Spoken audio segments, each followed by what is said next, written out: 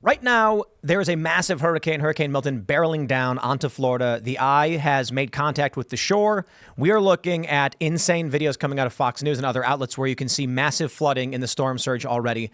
So I just hope all of you are taking the precautions seriously. I hope everybody who evacuated did. As of now, I mean, the storm is here. So for those that have chosen to remain, I'm surprised you're able to hear this show. But I hope everybody stays okay, and we will have some updates. We'll just be keeping an eye on the storm. It's the real news right now. I mean, we can get silly and talk about flubs and gaffes and our politics and all that stuff, but I really do hope everybody is safe and paying attention to this weather. We're talking, there may be another hurricane that could form later on. We don't know for sure, but I just seriously, again, take it seriously. But in the news, we got this funny clip going viral. Apparently, a bunch of news outlets are picking it up, too. Kamala Harris covers her mouth during a live briefing on Hurricane Milton, and then she starts muttering something under her breath, and then all of a sudden Aide says, "This is a live broadcast," as if Kamala didn't know she was on camera with everyone watching her as she was trying to, we assume, the reports are, ask for questions or guidance, because then after something is said to her, she then asks a question. So I don't think it's the biggest conspiracy in the world to find out that politicians don't know what they're talking about or what they're doing.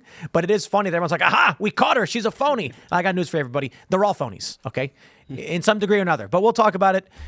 We got a bunch of big news. Donald Trump is crushing the betting odds. Whether you think that matters or not, he's now up 4 points in aggregate. So it's going up more and more. But he's got to run for his money, ladies and gentlemen, because this is going to shock all of you. The porn industry is backing Kamala Harris. I know. No one saw that coming, considering the things they claim about Donald Trump. But yes, they are choosing Kamala Harris instead. Shocking. So, shocking indeed. We're going to talk about that and more. But before we do, you got to go to mypillow.com/Tim. Use promo code Tim and buy pillow, because pillows are great. And Mike Lindell, shout out to Mike Lindell of MyPillow. They're sponsoring the show tonight. They say once again, MyPillow has been canceled by a big box store. So they're passing off an incredible deal to you, our listeners. The standard MyPillow retails for $49.98, and now for a limited time, you can receive one for only $14.98. There's a limit of 10 on this offer. Do not miss out on the amazing deal while supplies last. Use the promo code TIM. Anybody who tries to tell you to use a different promo code, they are wrong. They're liars. Don't trust them. Promo code Tim is the only. It's easier to remember, too, than what are these other codes they got. MyPillow is made of patented adjustable fill. It adjusts your exact individual needs, regardless of your sleep position. Helps keep your neck aligned, and it holds its shape all night long, so you get the best sleep of your life. That's not all. Get their 6-piece kitchen or bath towel set, only $25. The brand new mattress topper as low as $69.98. Get their famous MyPillow bed sheets for as low as $25, and so much more. Go to mypillow.com or call. They have a number, 1-800-544-8939. Use promo code Tim. You'll get a huge discount. And once again, man, they are really coming after this guy. Mike Lindell was just cranking in the dough, selling pillows like a king, like the king of pillows. And he stuck his neck out for what he believed in. And they've tried to destroy him for this. I feel bad, but I also feel inspired that the dude stood up for what he believed in. So if you need a pillow, if you need slippers or towels, mypillow.com, promo code Tim. Also, head over to timcast.com and click join us, because we do this work every day, and we're going to have a very fun, members-only, uncensored show coming up at 10 p.m. You don't want to miss it. So again, timcast.com, click join us, $10 a month. You're in the Discord. You're talking with very cool people. You're talking with us. You get to call in and talk to us and our guests. And also, if you're listening on Apple Podcasts or wherever you get your podcasts, leave us a good review. We really do appreciate it. Share the show with everyone you know. You can share that URL and smash the like button. Joining us tonight to talk about this and so much more is Terrence Williams. Oh, I just had some caffeine. Looks good. I see you've got pancakes. Yeah, I do. This caffeine is so good. But yeah, thanks for having me on again, Tim. I love coming on this show. For the people who don't know who I am a comedian and the owner of Cousin T's Pancakes and Foods. And right yeah. On. And you're a funny dude. You're on X. You got a big following. Yeah. I forget about that. You know, I'm not really braggadocious, so sometimes I don't promote myself good enough. But yes, I am on X. Facebook. I'm still on Facebook. A lot of people don't use Facebook, but I'm still on Facebook. I have like 3 million followers on Facebook. Wow. So I can't give it up. But I'm on everything. I'm on Truth, Instagram, X. I'm not on OnlyFans, though. I'm not on there. Soon. Make videos of making pancakes. Yeah, right. All right, and Cousin T and brand, and don't speak. Excuse me, you bring me on your podcast and tell me not to speak? I have to introduce you. See, this man was facing a certain death. That's true. And we saved him. And that man is Seamus. Tim saved my life in so many ways I can't even describe, But I'm Seamus Coughlin. I was a regular on this show a while ago before Tim kicked me out. Before he said he detested me. Well, our spoons are still missing. That's not, you know me. You know I wouldn't do that. I would never do something like that. I'm Seamus Coughlin, the creator of Freedom Tunes. I joke about Tim not liking me because every time I have to step away from the show to focus on my own platform and making the cartoons and create media, I'll always see rumors on Twitter where people are like, why hasn't Seamus been on Timcast? Do they have beef? And people will be like, yeah, I think they're fighting. It's literally always just that, I've got a job and stuff. But I am so glad to be back. I love doing this. I've missed you all. I'm excited for a great show. We uploaded a cartoon yesterday on Freedom Tunes. I think you guys will like about Kamala's quote-unquote code switching, which she does frequently. It's about her wonderful accents. So if you guys want to go check that out. She has a new one, too. She made an Irish accent or something. She's like, I know how hard it is to raise a family of 17 in this economy right now. Don't you understand? This is all Trump's fault. But if you go watch my most recent cartoon, you'll see some of that. We're also releasing one tomorrow on how absolutely horrible she's treated the people of North Carolina.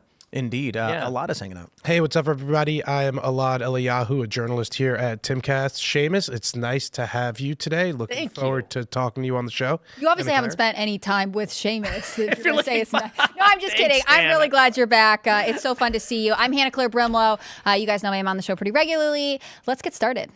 Now, I know there's very serious news, but we like to have a little bit of levity. And so I will just say once again, please pay attention to the hurricane, and I hope everybody's okay. But other than that, Kamala Harris was caught on a hot mic bizarre moment. I don't even know if you call it a hot mic moment. She was in a live stream, and I guess she didn't realize that she was in a live stream. The Daily Mail reports Kamala Harris accused of being fed questions in bizarre Hurricane Milton briefing moment. They say Trump's campaign and critics on X are accusing the vice president of being fed what to say during the briefing on Wednesday. While the National Weather Service Director Ken Graham was providing information on the storm, Harris could be seen covering her mouth awkwardly and heard saying, "It's a live broadcast." I think that was her aide who said that, or was that her? Shortly after that, she posed a question to Graham to provide more information to Americans about the severity of the storm, despite it being downgraded from a Category 5 to a 4 hurricane.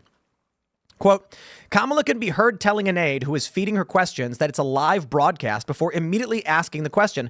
She's a total fraud, Trump War Room wrote on its X page with a clip of the moment. User posted their own takeaway from the moment, writing on X of the vice president, "This lady doesn't know what's going on. Everything about her is scripted and fake." Okay, well, I know what the media is going to say because the Daily Dot has already written the article. Kamala Harris's live broadcast hot mic moment during Milton briefing sparks new earpiece conspiracy. Oh, God. Okay, but let's pause for a quick second. You know what? I love this. And I know a lot of people are going to say like, whoa, Tim, you don't know that she was caught on a hot mic being fed questions. Well, how could you make such an assertion? Because the rebuttal is already that, of course she was, it did happen, and you're a conspiracy theorist. The Daily Dot's rebuttal to this, because they often just write stuff like this, is that she wasn't talking to an earpiece. It's like, okay, so she was on a hot mic being fed questions, but the conspiracy is the earpiece.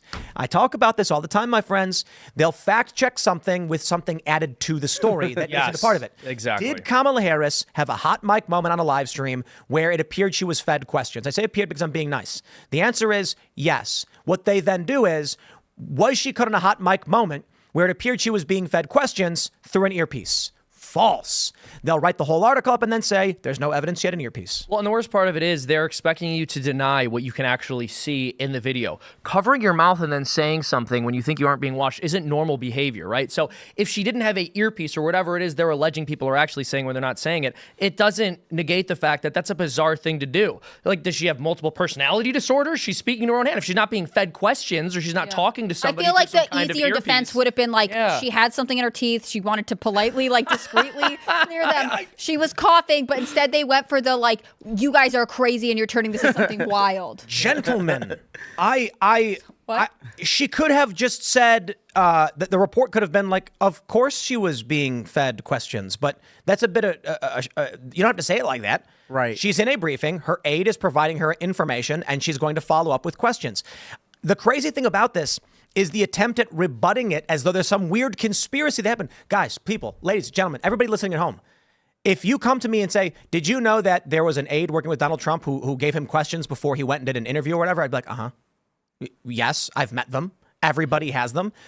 Why? It's crazy to me that the media's response to this is no, it's a conspiracy. She didn't have an earpiece, instead of being like, Well, there's good reason for that, though. And it's because they know that the public perception is Kamala is not a person who's able to think and speak on her feet.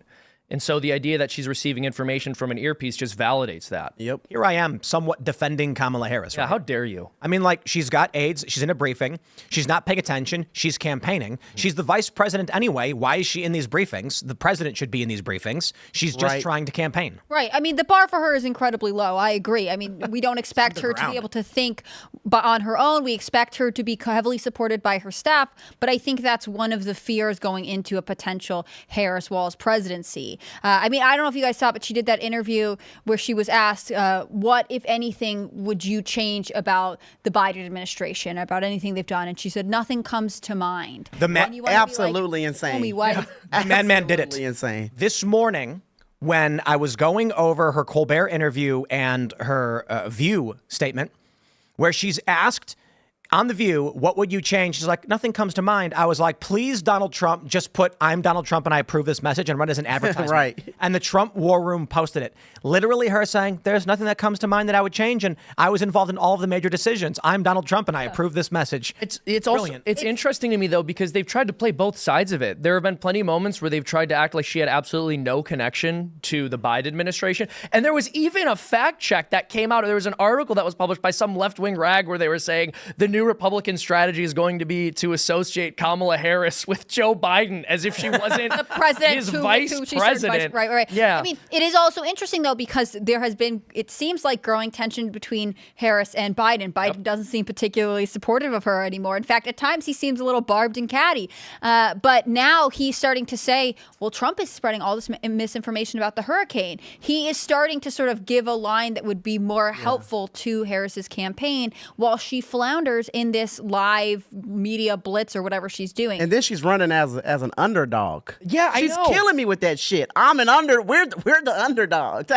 She's acting We're like the underdog. You are not the underdog. you're the VP. You're the VP. Dude, she's running like she has a grassroots candidacy. Like she's running like she just popped out of nowhere. The woman And who didn't people get are any votes in energized the behind her. primary. Exactly. She didn't get a single vote in the primary. She was one of the least popular candidates. And what's so hilarious to me is even when she does people's podcasts, the way that it's discussed is in basically apologetic terms. You guys all know that she, as the normal adult in the room, decided to go on the Call Her Daddy podcast, which is just a brilliant move from a statesperson in our country.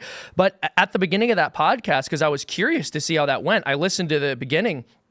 And the host was basically justifying the decision to her audience. She was saying things like, I just want you guys to hear both sides. And, we've invited Trump on too. And I really just want you to have a more well-rounded perspective. Now, back in 2008, if any popular podcast had Obama on, they weren't starting by apologizing to their audience and explaining the decision because he was actually popular among groups of young people who do listen to these kinds of pop cultural podcasts, degenerate as they are, right? And so you would think that even with that kind of a fan base, you'd be able to say, yeah, Kamala Harris is here. Isn't that awesome? And the audience would celebrate. But the podcast host knew that they wouldn't because she isn't this grassroots candidate who people were clamoring for. She was incredibly unpopular as vice president, but then we're told overnight that she is one of the most popular people in politics and that she's going to beat Donald Trump in this election hands down without any kind of a challenge. And you just look at her campaign now and you go, they're flailing. They're not making decisions that people make unless they're desperate. Who goes on a podcast like that unless they're desperate? Right, and she's criticizing Ron DeSantis, right, for not taking her call,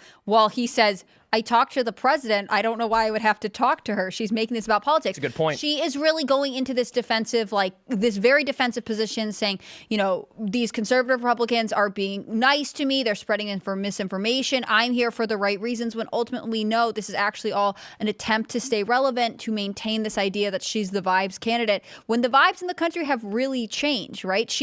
It's great. She went on Call Her Daddy. She talked to the feminists. Good for her.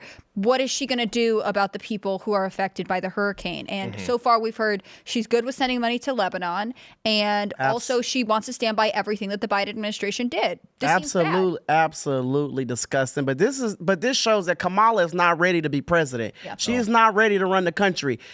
Ron DeSantis said he missed the call. He didn't get the call. He missed it. She had a freaking meltdown. Oh my God, he didn't answer my call. Why are they being mean to me? They're not picking you want to be the president of the United States and you are crying because he missed your call. He's kind of busy right now. Yeah, exactly. He's actually governing. He's actually trying to help. He's actually trying to help his people. He's trying to help the American people, something that you should have been doing with Hurricane Elaad. But that's why she's having a meltdown, is because she's trying to make up for not showing up quick enough for the Hurricane Elaad victims. And I was just out there, and I was just out there in Asheville, North Carolina, and it was devastating. It was complete devastation. Like, it was terrible. And Kamala Harris and Joe Biden, they were late to helping these people. They were late. And when I was down there, do you know who was helping out the most? The churches, the nonprofits, volunteers from all over America driving down, putting their lives on the line to help the people of North Carolina. FEMA didn't do anything but get in the way. Yep. I was down there on the ground. FEMA was in the way. Kamala Harris and Joe Biden showed up late, and that's why she's blowing up Ron DeSantis' phone so that she can say, "Oh, I was on time, guys." But now she's gonna blame. She's not gonna do anything. No, she's not. She's prepping us. Well, this is what I'm saying is the reason she's freaking out about Ron DeSantis not taking his call and is making such a big stink about that is because she's not going to do anything for the people of Florida after this hurricane, and she's preparing to blame Ron DeSantis for it. Mm-hmm. I'm sick of the misinformation narrative she pushed. She went on Colbert and she's like, please don't pay attention to the misinformation. And I'm like, a guy on video posting it online or having someone film him where he's like, please help me, I'm suffering, is not misinformation. Right. A resident going on Fox News and saying, where are you? We're not getting support is not misinformation. They're doing this procedural game where they're saying, because FEMA has helped some people, all people have been helped. That's right. So any amount of people that are not getting help, when we say, hey, people are not getting help, they go, that's not true. FEMA is helping some people. Right. The federal government is totally running cover for Kamala Harris right now. I watched this NBC interview. They had a FEMA director on, right? This high-ranking FEMA person, and they show a clip of a resident in North Carolina saying, we haven't seen anything from the federal government. If FEMA's here, they're nowhere near us. I haven't seen any volunteers. I haven't seen any aid from the federal government. We keep being told that they're here, but like we are not receiving help. Where are they? And they cut back to the person. They're like, what would you say to this resident who's been affected by the hurricane? And the director's like, well, just because we're not wearing FEMA t-shirts doesn't mean that we're not there. Oh, BS. That means that they're not receiving water or food or supplies or like medical, like whatever they need. It's not about we don't see your brand. It's that they aren't receiving support. It's not enough to say, well, just because we're not wearing t-shirts doesn't mean we're there. Imagine going without water and food for a week and then hearing Kamala Harris and FEMA say, oh, we gave that person water. And there's right now they still don't have water. A lot of people still going out. A lot of people right now still do not have water, electricity, and food. A lot of people are still missing. And then for them to get on TV and say that, oh, this is all misinformation, we have helped everybody. That is a damn lie. I was down there on the ground. We were walking into neighborhoods. It was me and a lot of other volunteers. We were walking into neighborhoods because there were a lot of elderly people who were not able to go search for free food and hot meals. Right. And we were knocking on doors. A man literally had tears coming down his eyes because he had been without water for a week. For about 5 days. And he didn't think that anybody would bring him water. So for FEMA to say, oh, we gave everybody water and food. We helped everybody. We're here. BS. You're just not paying enough attention. It's BS. Well, and imagine you're in this situation where your town has been absolutely devastated by this storm. You are searching for family members that you pray are alive without supplies. You don't have water. You don't have food. You don't have electricity. And Kamala Harris is on Stephen Colbert's show pretending to enjoy beer. It's insane. She's not competent. So when I got sent that video, I was like, it looks like she's never had a beer before. And it's funny because I keep hearing the same comments like, has she ever had a beer before? No. Well, it was like, let her have a glass of wine. They try to pretend to like things that normal blue-collar people like when they clearly don't. The best part is Colbert's like, you requested Miller High Life. And then she spins it around and she goes, the champagne of beers. Like, have you not ever read this before? You requested obviously the beer. deeply familiar with it. The champagne of beer. Look, they couldn't. That's what it's called. They couldn't bring her a glass of wine because she has on the can. I guess I don't drink Miller because I didn't know it said that. Yeah, but my point is, if you're requesting High Life, don't you know that the tagline is the champagne of beer. I know that. And I don't even drink beer. Yeah. Well, you know, when the Bush administration, based on public perception, did not do enough for the people of Louisiana after Hurricane Katrina, it was a complete disaster for their administration. George Bush said that when Kanye West went on television and said George Bush doesn't care about black people, it was one of the worst days of his presidency. This is someone who's been president of the United States for some massive disasters, 2 wars, right? And Kanye West saying he didn't care about black people deeply affected him, because that was a president, for all of George Bush's flaws. I don't like him. I really don't. But for all of his flaws, he seemed to care to some extent about the people of this country. Kamala Harris doesn't care at all. No one in the media is calling her out for it. No one in the media is talking about this because they don't see the people of North Carolina as important. They don't even see them as people. We got to jump to this new ad from the Trump War Room. It's everything you've hoped for and more. Ladies and gentlemen, here you go. It's 20 seconds long. Well, if anything, would you have done something differently than President Biden during the past 4 years? There is not a thing that comes to mind in terms of, and I've been a part of most of the decisions that have had impact. I'm Donald J. Trump, and I approve this message. Oh, that's so brilliant. freaking dumb. So I was doing the morning show this morning, Timcast News on YouTube. Subscribe, and this was one of the stories we were covering. Of course, this has been for the past couple of days. And I said, I hope Donald Trump just takes what she said and then puts, I'm Donald Trump and I approve this message. But I'm not saying that because it's my idea. It's because he's done this before. So on YouTube, if you're just listening to regular stuff, I don't know, I've heard people say those listening to music, it's all of a sudden a commercial turns on where Kamala's like, the cost of gas is up, the cost of groceries are up, and rent is up. And then it goes, I'm Donald J. Trump and I approve this message. That is some of the most effective campaigning I have seen. But we got another one, because the Trump War Room posted this from the silent meme majority, and it is like, who wants to be a millionaire? Here you go. Would you have done something differently than President Biden during the past 4 years? There is not a thing that comes to mind in terms of, and I've been a part of most of the decisions that have had impact. Okay, that one was very good. That's the really economy, good. the border, foreign policy. This is epic meme warfare. Did you see them chanting about how we need change at one of her rallies? And she was like, well, I'm not going to give it to you. Yeah, I know. She's like, well, like you said, they're trying to act like she's an outsider. An underdog. She keeps saying, it makes me cringe. I'm the underdog. She's acting like Trump is in the White House right now. Yeah. Like Trump has been the president for the last 4 years. You are the vice president. You just said that you were part of almost every decision that Joe Biden made, but you are also the underdog. Come on. Well, dude, You no, think she anyone believes in believes Q. this? She believes in Q. She thinks that Trump is still the president. She's And that he's been hiding behind the scenes, and that he has the football, and she's trying to get him out of the No, Oval Office. I have been wondering what Q is up to. she's pushing the underdog thing because she's a black, supposedly black minority. You know, she's a black woman supposedly. So she's trying to use her color as the reason why she is the underdog. Right. I think the most outrageous part about this question on The View is that it was actually supposed to be an easy question. She was supposed to say, yeah, Joe Biden, while being the president, obviously picking me to be his VP was imperfect.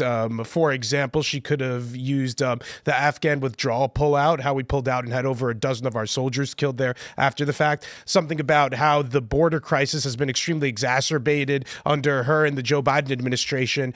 Something to differentiate herself, but The View accidentally asked a good question, I guess, because it put her between a rock and a hard place, because she cannot condemn Joe Biden while trying to maintain the coalition. But she can answer this in an effective way. Being a good politician, I'll throw it to the famous Gary Johnson Aleppo moment and the difference between Gary Johnson and Donald Trump. For those that don't know what the Aleppo moment is, many of you may be a little bit younger. And I mean, this was like, what, 8-9 years ago.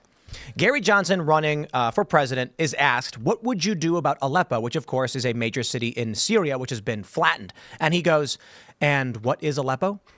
And everybody was just like, you want to be the president and you don't know about a major foreign policy disaster happening right now in the Middle East? Now, Donald Trump, how would he answer this question if he truly didn't know about Aleppo? He'd say, everybody wants to talk about Aleppo. They do, but we got to talk about jobs. And I think once I'm in, we can deal with those things. He wouldn't just say, I have no idea what you're talking about. And so for Kamala Harris to be asked this question, what would you do differently? She could have said, hindsight is 2020. Knowing now, if I knew now, if I knew then what I knew now, I could win the lottery, right? Yeah. I'd go buy a lottery ticket. That's what I'd do differently. But the reality is we made the best decisions available to us at the time. Now I could say we could have done things better, but only because of what we dealt with. So it's the experience that I will bring in the next 4 years from the mistakes and the failures that everybody deals with. It's going to make a better next 4 years. Like, that's how you answer that question. That's the question. In other words, we can be unburdened by what was. She was better off answering the question by saying she was raised in the middle class. It begs the question, if she wasn't going to do anything differently than Joe Biden, then why are you replacing Joe Biden at all? Why did we go through this entire primary process, pull the rug out from under Joe Biden at the last second if you would have done nothing differently? That, what to is me, the point says that here? you think he What are we deserves doing another 4 here? years. Actually, and no. you have decided Let's to give take her some credit. She actually was being honest. She was actually being honest this time. No, I don't think she's being honest point. here. She was being honest. I think so. She wouldn't do anything different. No, I think she was she'd being do things honest. differently. What do you think? I think she'd do a lot of things differently. I think she just doesn't want to damage the coalition that she's maintaining. I think she doesn't want to make Joe Biden for mad even because worse? she knows that Joe Biden will become vicious. Yeah, I question a lot of what Kamala Harris would do if elected compared to Joe. I think she would be a lot more radical than Joe Biden. I would agree. Kamala's with that, still trying to figure out her plan for the next 4 years. Her plan is to get elected, and then everything else is of an course- afterthought. That's the of course plan. she Get don't know. elected. Yeah. If she was being honest, I'll give you this. She's saying, I don't know what I would do differently. I think it's fairly honest, but I kind of imagine she'd say something like, well, I'd have banned fracking right away. I would have put heavy restrictions on gas-powered vehicle manufacturing, probably shut down the auto industry in the Rust Belt. Like, that would be fairly honest, right? Maybe not pick a backstabbing VP pick. That was probably his number one mistake. But let me also point out, Joe Biden shut down Keystone XL, which caused rampant speculation. And I got to break this down for you guys because the Democrats, they're in power. They have to obfuscate, okay? But Joe Biden banning fracking on public grounds and shutting down Keystone did make gas go up. It's actually very simple. We speculate, and people probably shouldn't make whatever argument you want, but people do. We plan how much is our economy going to grow by, and how much oil and energy, gas, nuclear, how much energy are we going to need to accommodate that growth? How do we achieve 3% growth? We need energy production.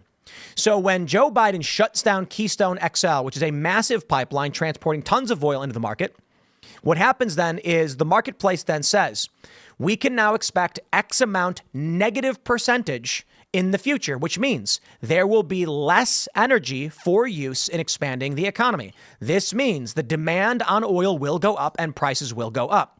This means two things happen. First, speculation. People say, I better buy up shares and I better buy up supply now and hold on to it because the price will go up. Others say, I'm going to start stocking up now because the price will go up to use, and then the increase in demand instantly causes the prices to go up. When Kamala Harris says, I wouldn't do anything differently, understand that right when he got in, Joe Biden's like, shut down energy. And now Kamala's saying, I wouldn't ban fracking. I'm not for that. She said she was for it back in 2019. And I won't play that game. Fine. She says she was opposed to it right now. Okay, well, how about this? She was asked what she would do differently in the next 4 years. Well, in her administration, she was the tie-breaking vote on a whole bunch of this garbage, the Inflation Reduction Act. And if you look at what Joe Biden did energy-wise, it did not work well for us. Simply put. No, it's true. Well, there's an additional element here, which is the reason Joe Biden had to leave the race. And by the way, remember all of the people who told you that he was sharp as a tack are the people telling you that Kamala's fit for the job. But the reason he had to leave and step out of the race is because it became very obvious to the American people, once they all saw him on that debate stage, that this is somebody who is so advanced in their cognitive decline that they're not capable of making decisions. And anyone who's been paying attention to politics as far back as the bygone year of 2019 could have told you that in 2019, because he was spewing out very senile, demented sounding statements, even during the Democratic primary debates. So let's think about this for a moment.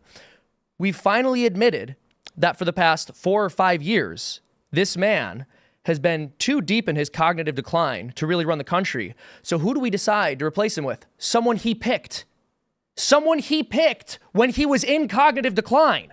So he's not in a place where he can run the country because his cognitive decline is too advanced. Right. But he is in a place where we could trust him to pick a successor. I mean, that's wait, insane. do you actually that's think he self-refuting. personally picked? No, Kamala I don't Harris? think he- No, I don't it think was he a staffer personally- or an advisor or someone else on his campaign, 100%. And I think that's the pipeline. We talk about the White House or the DNC to media pipeline, but I think that is what a lot of staffers are banking on right now. After Kamala Harris announced that, or after Joe Biden announced that Kamala Harris was going to run by endorsing her, there were several people who left the White House to join her campaign. They want to stay in the executive branch for as long as possible, and they couldn't make Joe Biden, they couldn't hold that puppet up anymore, and so they're jumping on the Kamala Harris bandwagon because to them, it's all kind of the same company, just rebranded. No, you're exactly right, because at this point, if you're talking about the people who the Democrats are putting up for elected office, they are just mascots of a specific regime. Mm-hmm. And so, again, I don't think Kamala's wrong when she says, I'm not going to do anything differently than Joe Biden. Elaad, I hear your point that she probably will do things that are worse, but the reality is I think she is just going to be the face of what the regime has wanted to do all along and move further to the left on all of these issues. It's hard to say exactly what you will get out of Kamala Harris because she has flopped on all the issues, as Whitaker in his 60 Minutes interview with her kind of exposed. But I am inclined to believe that she would be further to the left, not only on foreign policy, but when she was running for president in the primary, she was for Medicare for all. She was for government-sponsored sex change operations for illegal immigrants. She was strictly for gun control and so on. She's flopped on a lot of those issues, so it's tough to pin her down exactly. But I believe her inklings and it leans left. Yes. I think I would say more than leans Further left than Joe Biden. Yeah, that is. she's gonna be 10 times worse than Joe Biden. And also Kamala is literally one of the dumbest politicians in the history of this country. And so somebody, and I don't think it was Joe who chose her, whoever chose her was also telling Joe Biden what to do. They was making decisions for Joe as well. And whoever chose her, Kamala's going to have to do whatever they say. So that is what, now that's really scary because we really don't know who the hell is making these decisions. Who the hell is really running the show? Well, we also know part of the reason that Joe chose Kamala was because he promised that he was going to pick a woman of Joe color. didn't choose Kamala. Well, somebody but his chose. campaign, he went on. We can quibble over that, but when he went on stage, he said he's going to pick a woman of color. Yeah. And then he picked Kamala. Yeah. So the whole idea is he's trying to pander to progressives. One thing I will say about Kamala, as opposed to Joe Biden, even though I think they're both terrible, is while Kamala Harris is clearly a puppet of the regime, part of why I think she's dangerous is because she also clearly has her own opinions. She really is clearly to the left. I don't really think Joe Biden has opinions on issues. He's always been a follower of the Democratic Party. He's pretty much just always gone along with the party line and changed his opinions based on whatever he's been told to say by whatever the orthodoxy is. Kamala Harris is someone who was ranked one of the most liberal politicians in the country. She clearly is based on the things you pointed out about wanting to give sex changes to illegal immigrants. Her stance on abortion is very far to the left, though Joe's is as well. I guess my point is just that she really is a leftist ideologue. I think Joe Biden is going to do the bidding of leftist ideologues because that's where the party is, but I don't think he actually believes it. I don't think he actually believes in anything. Do you think this is part of the generational difference? I mean, she is younger than him. She's not young by any means, but to me, there is a difference between a California prosecutor who entered politics slightly after Joe Biden, because at that point there was a cultural shift, I believe, among the Democrats already. When Joe Biden entered, I mean, you can look back at his record in the Senate, there were all kinds of positions that he had that he kind of shifted on so he could pursue the presidency in modern America. Yeah. Terrence, I wanted to ask, so you're obviously a black man. The Joe Biden campaign, before, during we the have our primary, fact checker here. I'm chocolate. So, I mean, could you talk a little bit more to how people of color view Kamala Harris? Earlier, you were mentioning, you were putting air quotes up for her being really black and whatnot. Yeah. She's obviously black passing. Maybe you could talk a little bit more to that. Well, you know what? I will say this. Kamala Harris does not have the same support as Barack Obama did with the black community. And why do you think more that is? black people supported Barack Obama than they support Kamala Harris? Well, this is one thing. This is something that now I've had people say, Terrence, quit bringing up race. No, I'm going to bring up race because they are using the color of her skin to help her win over votes. Well, one thing about black people is this: black people will denounce someone who has a history of not accepting their race, like where they come from as well. So some black people are saying. So there are a lot of black people who thinks Kamala Harris is a traitor because she went years with identifying as an Indian. So they're like, well, why come she didn't identify as Indian and black? Why did she run as an Indian senator? Why didn't she run as an Indian and black senator? Let me ask, you mentioned that Obama was... So they say, well, she's not a real black person because she identified as Indian for the longest. And black people do not like that. They do not like that because in their eyes, they think she's ashamed to be black. So therefore, she's not really black, and we're not going to vote for you. And that's why it is important for that's why I think it's important for a lot of black people to know that, hey, Kamala Harris she identified as being Indian for the longest. She didn't identify as black. They don't like that. Let's jump to the story from the Post-Millennial. Trump surges ahead in battleground states of Michigan and Wisconsin, according to a new Quinnipiac poll. But let's just jump over to the battleground aggregates.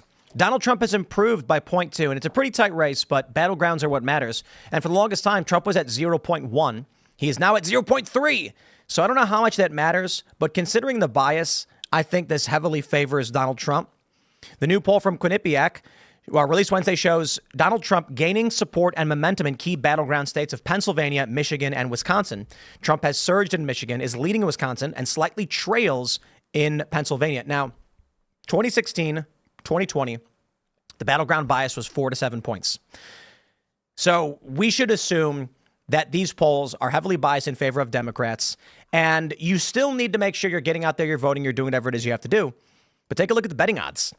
Donald Trump is now up 4 points, 51.3 to 47.3 on Polymarket. Trump is up 7 points. These are real-time decisions made by individuals trying to basically stating who they think is going to win. They reflect better than polls for a variety of reasons, but it's hard to know what to trust. Now, I'll tell you this. For polls, I say it's all garbage. Every single one of them garbage, because we know they're biased. You've got largely left. The pollsters are left-leaning. There are some that are right-leaning. Some are better than others. But for the most part, I don't trust any of them. Now, the betting markets are interesting. Some suggest that powerful interests are going to buy as many bets as possible on Kamala Harris to skew the odds in her favor so that people think the assumption of the public is she's going to win. But in aggregate, when you go to realclearpolling.com, and they combine all of the different betting markets, I really doubt anyone's dumping hundreds of millions to shift the market in this direction. The reality is, as soon as Kamala Harris started doing this press run, probably in desperation, her betting odds started to decline. Call Her Daddy, I think, was a big mistake. Huge. This is a lifestyle and sex podcast for women, and they're making a big deal. Like, why wouldn't Donald Trump go on this show? And I'm like, yeah, why? Self-respect? Well, it's not. It's just Donald Trump's like, what's the show about? And they're like, it's sex. And he's like, how is that going to help me? I'm not going on that show. Kamala Harris is like, I'll take bash whatever. him for that. They would have bashed him for going on there. Absolutely. Yes, they would have bashed him. Oh, they would have been calling Trump a pervert. Yep. Oh, he's sick. That's why he went on there. Yeah. With a young woman. Yeah, with a young woman. Oh, yeah, come on. Like, Trump could not have went on there. I think we don't call women perverts often enough. Like, it is super pervy to be an older woman and go on some gross sex podcast. Yeah. Yeah, I think... What's the key demo for, like, what, or not the key demo, like, what's the demographic of Call Her Daddy? Is it like women I don't talk 20? women who think it's need and want abortion to be legal is or for very demographic. obvious reasons. The thing is, it's just another case of Kamala Harris going to speak to pretty much locked in Democratic voters. Yeah. Right? I mean, we did see after the Call Her Daddy podcast reports where there were people being like, why are you making this about politics? We actually don't want this podcast to be about politics, which I think speaks to general American fatigue with politics. But the Call Her Daddy audience, like Elaad is saying, is effectively women in their 20s and 30s who are probably interested in a very liberal view of sex and a liberal view of dating and therefore and some feminist undertones. most women in that age demographic are already, this isn't my opinion, this is what polls show us, they're likely to be Democrats. And so Kamala Harris sort of did this thing which made the podcast less favorable among Americans who are sort of like, I don't want to mix politics into every aspect of my life. And then also she just talked to likely Democratic voters, so she's still not securing independents, moderates, or anyone else. Well, a lot of people do make fun of Kamala for, sleeping her way to the top, right? They say she slept her way into many positions. But I don't think she talked about that. Yeah, I know, but I'm Yeah, saying, exactly.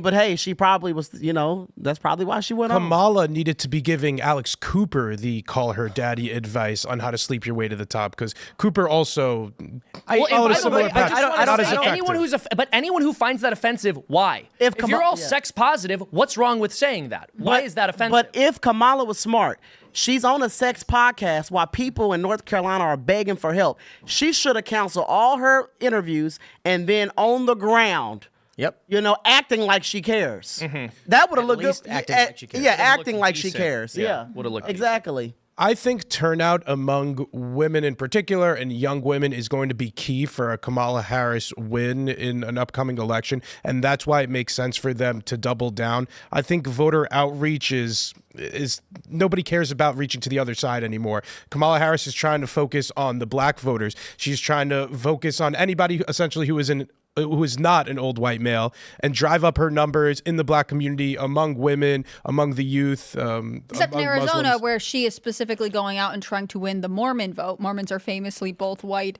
I would say a lot of them are older and then also conservative. I mean, they skew Republican consistently. I agree with you that she is trying to look at the demographics and say, in which key states can I motivate certain people? But I would just argue that with some of these appearances, Call Her Daddy in particular, but also going on The View and whatever else, like, she is talking to people who are, if they are going to vote, if they are motivated enough to cast a ballot, they are probably already voting Democrat. So she's not gaining anywhere. But she is pushing people away because it's a disgusting podcast. I mean, people know that this is a toxic podcast that gives women horrible advice, which is only going to hold them back in life. Yeah. Telling women to do this disgusting, degenerate stuff does not help them find a partner. It doesn't help them find a husband. Let me ask you. Doesn't help them have a healthy family. Let me do something real quick. Let me do a Spotify top podcasts real quick, because I'm pretty sure it's like Tucker Carlson and Joe Rogan or something, right? Yeah. Up there. So Call Her Daddy is number 1, followed by Sean Ryan. What's the Sean Ryan show? I'm not familiar. It's a very big podcast. Former Navy SEAL, CIA contractor, founder of Vigilance Elite. We tell real stories about real people from all walks of life. We discuss the ups and downs, wins and losses, successes and struggles.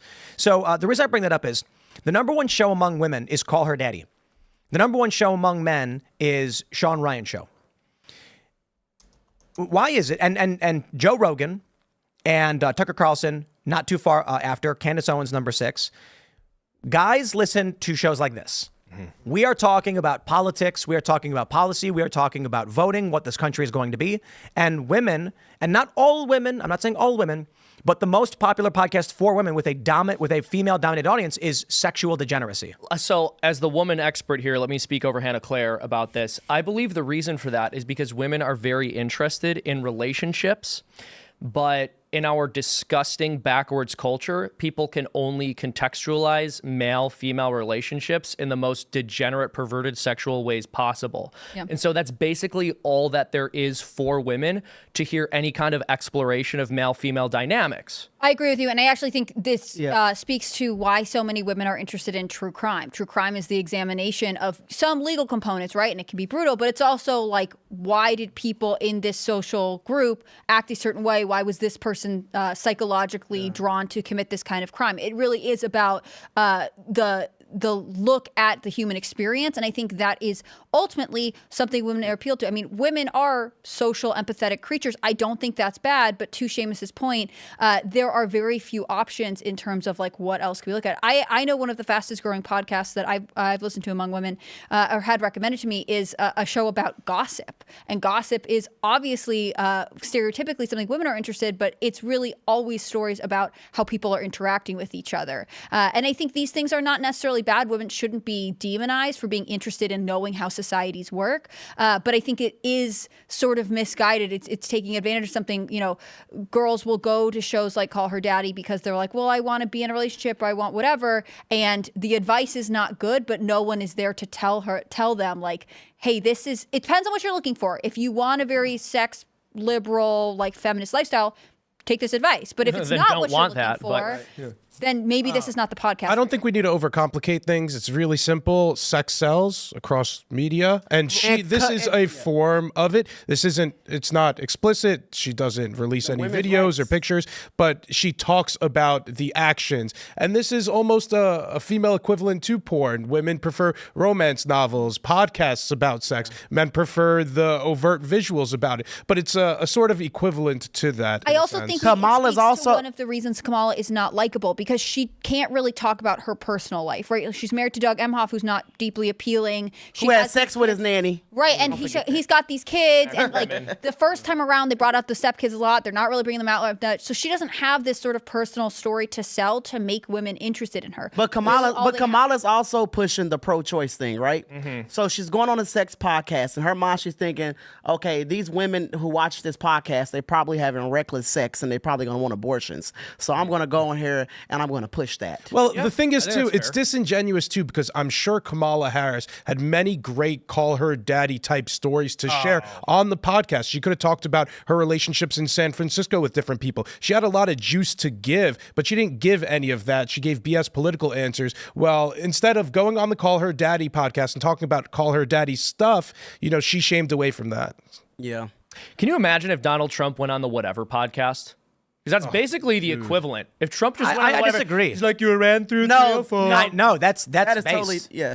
No, that would be terrible. I don't think you should do that. You ran through 304. It's just Well, okay, juvenile. Seamus. Yeah.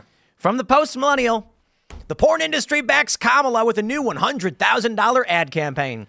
The website shock. for the campaign states boldly that conservatives are working to criminalize porn. Hands off my porn, says porn company. $100,000. The Hands Off My Porn campaign is hoping that its efforts will sway the voting intentions of young men voters. Data from the Survey Center on American Life found that 44% of men aged 18 to 29 and 57% of men 30 to 49 had watched pornography in the last month. The website for the campaign states boldly that conservatives are working to criminalize porn. We must fight back against this ultra-conservative agenda that is rooted in religious conservatism. I wish. Well, they're not. And it is kind of funny, though, that Kamala, this is not good for the Kamala Harris campaign. I'm sorry. When the porn industry comes out and says, we're backing Kamala Harris, it just makes you look bad to the suburban women that Trump and Kamala are fighting over for this election. No, it's true. I mean, this could appeal to a small percentage of people on the far left, but your average American, even though clearly porn has infected and destroyed so much of our country's thinking, your average American is still grossed out by discussing it at the very least. And the fact that porn pushers are endorsing this woman, I mean, I'll put it to you this way, all right? When they're talking about how conservatives want to ban porn, I think that would be great, but the conservative movement right now is not trying to ban porn. What they have done is ask for age verification, and in certain states, they require age verification. And what has Pornhub done? They've said, we will no longer service this state. You will no longer be able to watch porn in a state as an adult if that state asks for an ID. Now, why would they do that? Because the entire purpose of their model is to get minors to watch it and get addicted. They are predators and they are groomers. Of course, they're endorsing Kamala Harris. Young and early. And I think that's important to point out because they're saying it's a religious thing, like conservatives are religious and therefore they don't like porn. But I actually think there's a very serious secular conversation around the way especially young men are impacted by early exposure to porn and the long-term effects it has on their relationships. Like this is something that studies have proven time and time again that exposure to porn and frequent use of porn has a long-term consequence for the emotional and psychological well-being of young men in America. This is at a time when our Surgeon General declared that we have a loneliness epidemic. It's not, you don't have to be religious to see that this is not a system that is sustainable for happy, healthy culture. And Well, it you is know actually what? If this is going to hurt Kamala, then I think it's a good thing. I think they should also have a rally for Kamala. Porno stars for Kamala. You think she should speak at that rally? Yes, they should. All the porn Well, she stars wanna should come call her out. daddy. Yeah. I got to be honest. I think, young men have a great opportunity these days. I hear a lot in the media about young men are having a hard time dating. Women aren't dating. Fertility is way down. There's this crazy story. Joe Rogan had a clip from his podcast where they're talking about the fertility collapse and all that stuff. And I'm like, that basically means that like any young guy right now has no competition, and he could just better himself, start exercising, eating right, try and work to get a good job, and then he's probably got the pick of the litter. Is that the argument, or what am I missing here? I think a few things. First things first, $100,000 is peanuts to... That's not what I was talking about just now. I was talking about the dating scene, but sure, go on. And the dating stream, the downstream effects of it too, but $100K for this industry is peanuts. Something about the ID thing that you were, or the age requirements that you were saying, they're actually requiring like government issued ID to get by some of these porn sites. Yeah.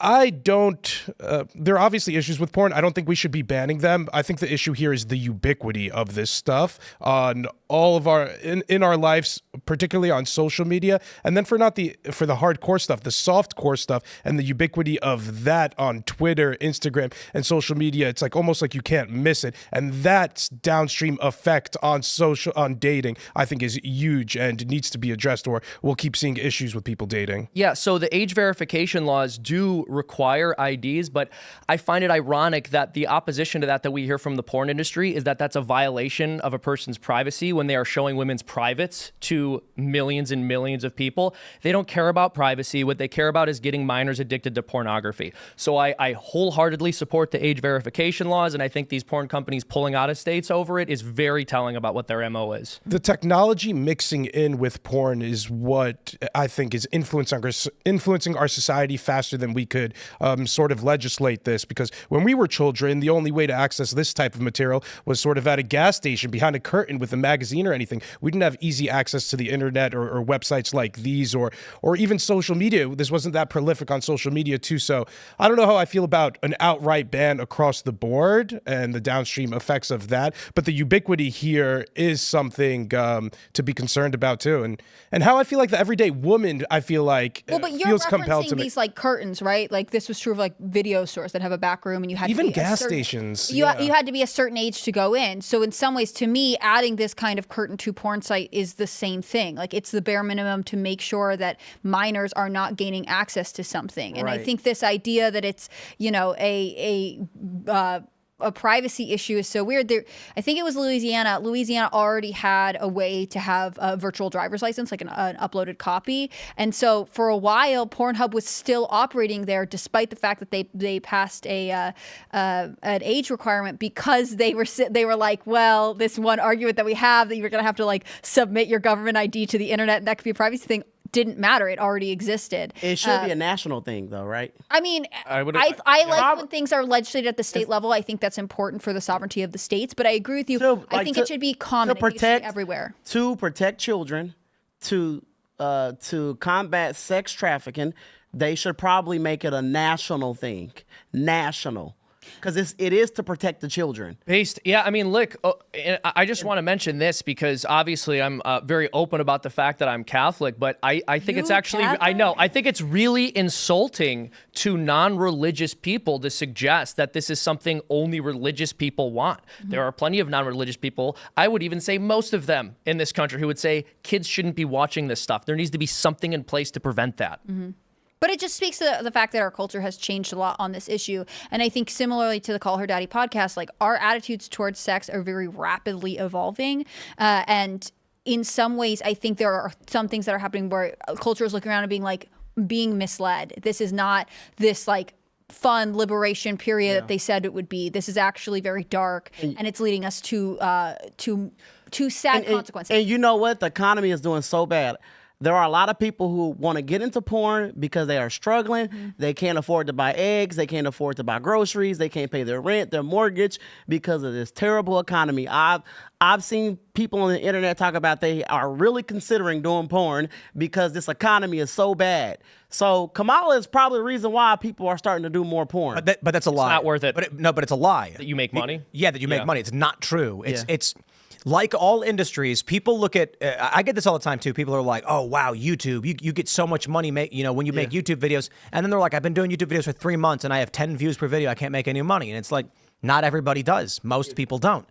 The problem is, if you start a YouTube channel or Rumble channel, and you're like, in today's news, Donald Trump does a backflip, and you get no views, what's the worst case scenario? Your friends might be like, hey, Jay, remember when Jim was trying to do the news videos? And you're like, I wish it would have worked out. I would have had fun. And then you laugh and you order pizza and you watch the game. Now imagine if you're a woman, or a guy, I guess, and you're like, wow, I'm going to do OnlyFans. And then it doesn't work out. And then everyone's going to be like, yeah, dude, we know what you were trying to do for money. Yeah. You're not going to be happy about that in the future. Yeah. So I actually knew this woman 10 years ago or whatever, back when you had, like, it wasn't like OnlyFans, but it existed. And she's on Facebook posting about how she's broke and desperate. And then I don't talk to her for a while. Next time I see her, she's talking about how she tried doing webcam stuff. She made no money. She was making like $30 to $300 a month. Did not help her in any way. And all it did was result in like thousands of videos of her body all over the internet she can never get rid of. Embarrassing. Yeah. Imagine that. Humiliating. Beyond embarrassing. Imagine stooping that low to show your ass on camera. Yeah. And then it don't work. Or imagine a family member. Now- Imagine a woman you knew did that. Just the shame that would bring upon your family. One thing that we can all agree on across the political spectrum is that doing porn will significantly decrease your quality of life. And The chances of dating as well. That's right. Because listen, a lot of guys do not want to date a porn star. Now, The vast majority, yeah. they may mess around with one, have fun, but marry one? No. Have you seen true. have And you ever read those articles or watched videos where former porn stars or even current porn stars will be like, my kids found my videos and now they're being bullied. Like, That's a there nightmare. are long-term consequences to your decisions, and I think one of the things that our culture doesn't do right now is to cultivate people to think about their future in a positive manner, right? We have a ton of people who are like, well, I don't want to have kids because it'll be a burden on my time and resources and maybe the environment, and also like they have all these reasons not to do stuff. But when they are asked to make decisions about like what could potentially bring you happiness in the future, they are often coached and I think coerced by culture into choosing immediate, fleeting, good feeling over the idea that like long term this is a better choice, this is a better And option. you know what? But like Tim's, like a lot of them think that they're gonna make a lot of money because they hear about one porn star making $400,000 a month. Oh, I'm gonna make that too, and then they end up not making that. But some of these people are the same people who would most likely, if OnlyFans was not a thing, they would most likely their next step is to have sex with people for money if OnlyFans doesn't work. Most of them will do that. I don't see any difference. Yeah. I think right, I got, there's this big thing that happened because I said women on OnlyFans are hookers. And then there's there's a woman and she posts a picture of herself in her underwear with her butt sticking out. Her son takes the pictures of her. That's so hideous. I just messed up. disgusting. And I just said something like, it's a hooker. I can't remember exactly what I said. There was this big outrage and like, how dare you? And not that there's anything wrong with being a hooker, but she is not a hooker. How dare you? And I was like, it's just the internet version of hooking. It's you're selling requests. Men are requesting sexual content in exchange for money. It's sure the barrier is that it's over the internet, but there's a difference between a guy like pornography is almost as bad. It's different, but it's like if a woman goes to a studio and they're like, we're gonna take a bunch of pictures and sell them later. It's like, okay, but if you're talking to a guy and he's saying, here's what I want from you and what I'll give you, and you're like, you got it, baby. I'm like, yeah, you're a hooker. Okay, that's just it. I don't know, whatever. Why are you mad about it? That's what you do. Yeah. There's something that I read once that stuck with me. This was from George Gilder's book, Men and Marriage. What he said is that whenever we deregulate any marketplace, there ends up being completely intolerable inequalities. And the only area where we're unable to recognize that today is with sexuality. As soon as we deregulated the sexual marketplace, we began to see insane, burdensome inequalities that made people very miserable. Instead of two individual people getting married, having a family, everyone starts sleeping with everyone. A small percentage of men end up having an insane number of sexual exploits. Women end up feeling used. Everyone ends up feeling lonely. Frankly, you end up with this industry where women are more and more willing to sell pictures of their body, and then you end up even with diminishing returns on that because as more women are willing to sell those pictures, men aren't willing to pay as much for those pictures. It's destroyed so many lives, and we're not willing to talk about it because for whatever reason, we have decided that sex is this one thing that doesn't have any meaningful consequences aside from pregnancy and venereal disease. And I'm sorry, while those are certainly outcomes, they are not the only potential outcomes. I just gotta say one thing. Imagine, Just to, like, some of these people, they're selling their body, like selling, for 50% off. You can see my kitty cat for 50% off. Bargain bin rates. For $2.99. Like, oh my. I just like, want to say this. that You're is- worth more than that. That is just, it's shameful. It is. Can I just say one thing to any man or woman who has had any involvement with any porn at any point in your life, like, there is redemption for you. You can overcome it. You can repent. Don't feel that this has to define you for the rest of your life. There is a way out. Don't get started with it, but if you already started, you can stop. There's hope for you. We're going to jump to this next story, and I must warn you, more so the you as the people in this room, we got to tread lightly because this is shocking. From the Post-Millennial, University of Kansas professor placed on leave after telling students men who won't vote for a woman president should be lined up and, you know what I mean? Wow. So we're going to try and keep the language a little light here. It's a family-friendly show, and we don't want to, cross any lines there. But this is a professor who, in his classroom, this video has gone massively viral, has stated there's a lot of men who won't vote for Kamala Harris because they don't think a woman should be president. And he says we could take those, or something about we could take those men and line them all up, and if you know what I mean. Then he panics and says, wait, was that recorded? Delete that. I don't want the dean to find out. Wow. He's been placed on leave. But this is, Should have been fired, not placed on leave. Can you imagine placing someone on leave when they Placed on leave? No, you should be fired immediately. Because you're in an academic setting talking about when you believe people should be shot. That is complete insanity. The fact that you could get away with that and still have your job. This is the party of love and tolerance. Yeah. But this is the same party. This is the same people who cheered and celebrated when they heard that President Trump was almost unalived. Mm-hmm. These are the same people who were laughing about it and saying, "Oh, I'm so sad like that they missed. Oh, they should have had better aim." These are the same people. This is the party of hate and division, disgusting, evil. This is evil versus good at this point. I mean, I have never wished death on someone because they didn't support Trump. Right. Never. I wish life, happiness, and safety to the people I don't like. I want Joe Biden to be in his rocking chair on his porch with his kids and grandkids running around in the yard playing with, old, I don't know, what the Commander or whatever the dog's name was. And he's got a little blanket on his lap, rocking back and forth with a glass of sun tea. I mean, that sounds nice. Just stay away from our politics. Right. Let us take over and fix things. And we're going to say, go sit on your porch and do whatever you do away from us. Exactly. No, the reason I want Trump to win is because even though he is imperfect, I think he's going to be better for this country. And that includes for people living in this country whose political views I disagree with. I don't want them to get hurt. Like, my desire isn't for them to be hurt. I think that when Donald Trump gets reelected, there's certainly certain people he needs to stop from doing the things that they're doing. For example, he needs to make sure that criminals are thrown in jail. He needs to make sure that the people in the deep state who have been overstepping their authority and trying to usurp democracy are punished for that.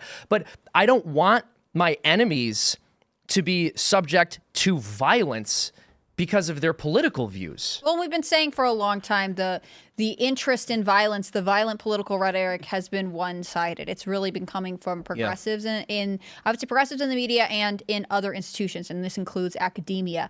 And so in this case, I am not totally surprised by this, but at the same time, you cannot say that you guys are the party of peace and have this be sort of a casual conversation that's had. I think this is the lie that the left wants to sell, that you need to live in fear of your neighbors who may or may not have a Trump sign in their yard. They're lunatics. At the same time, they're like, you don't deserve life. That's if right. You won't vote They are for the bullies. female president. They call Donald Trump a bully. They call us bullies on the right. People who are voting for Trump bullies. They are the real bullies. If you do not agree with them politically, socially, they will literally vilify you, crucify you every single, these people are nuts. Like when Tim posted when Tim posted on his X page, Terrence is coming on the show today. Tim, man, they called you some names, brother. I said, well, damn. I was like, oh my God. Oh goodness. I've never heard that before. All because Tim doesn't agree with me politically, so he's this and he's that. Talking about violence. Oh, I slap him and I knock him off. These people are violent and absolutely lunatics. Yeah. All because you do not agree with them. Amen to that. It is.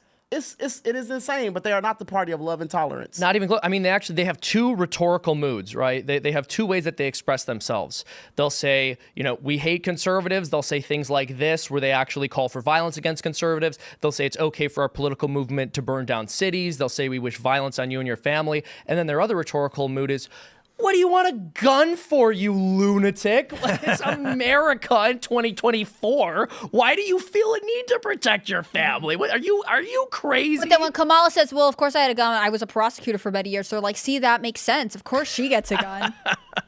It's very weird. I think that one of the interesting consequences of this election will be a certain level of political fatigue. I think this is essentially the fourth you can't elect Trump because he will ruin the world campaign that the DNC has launched, right?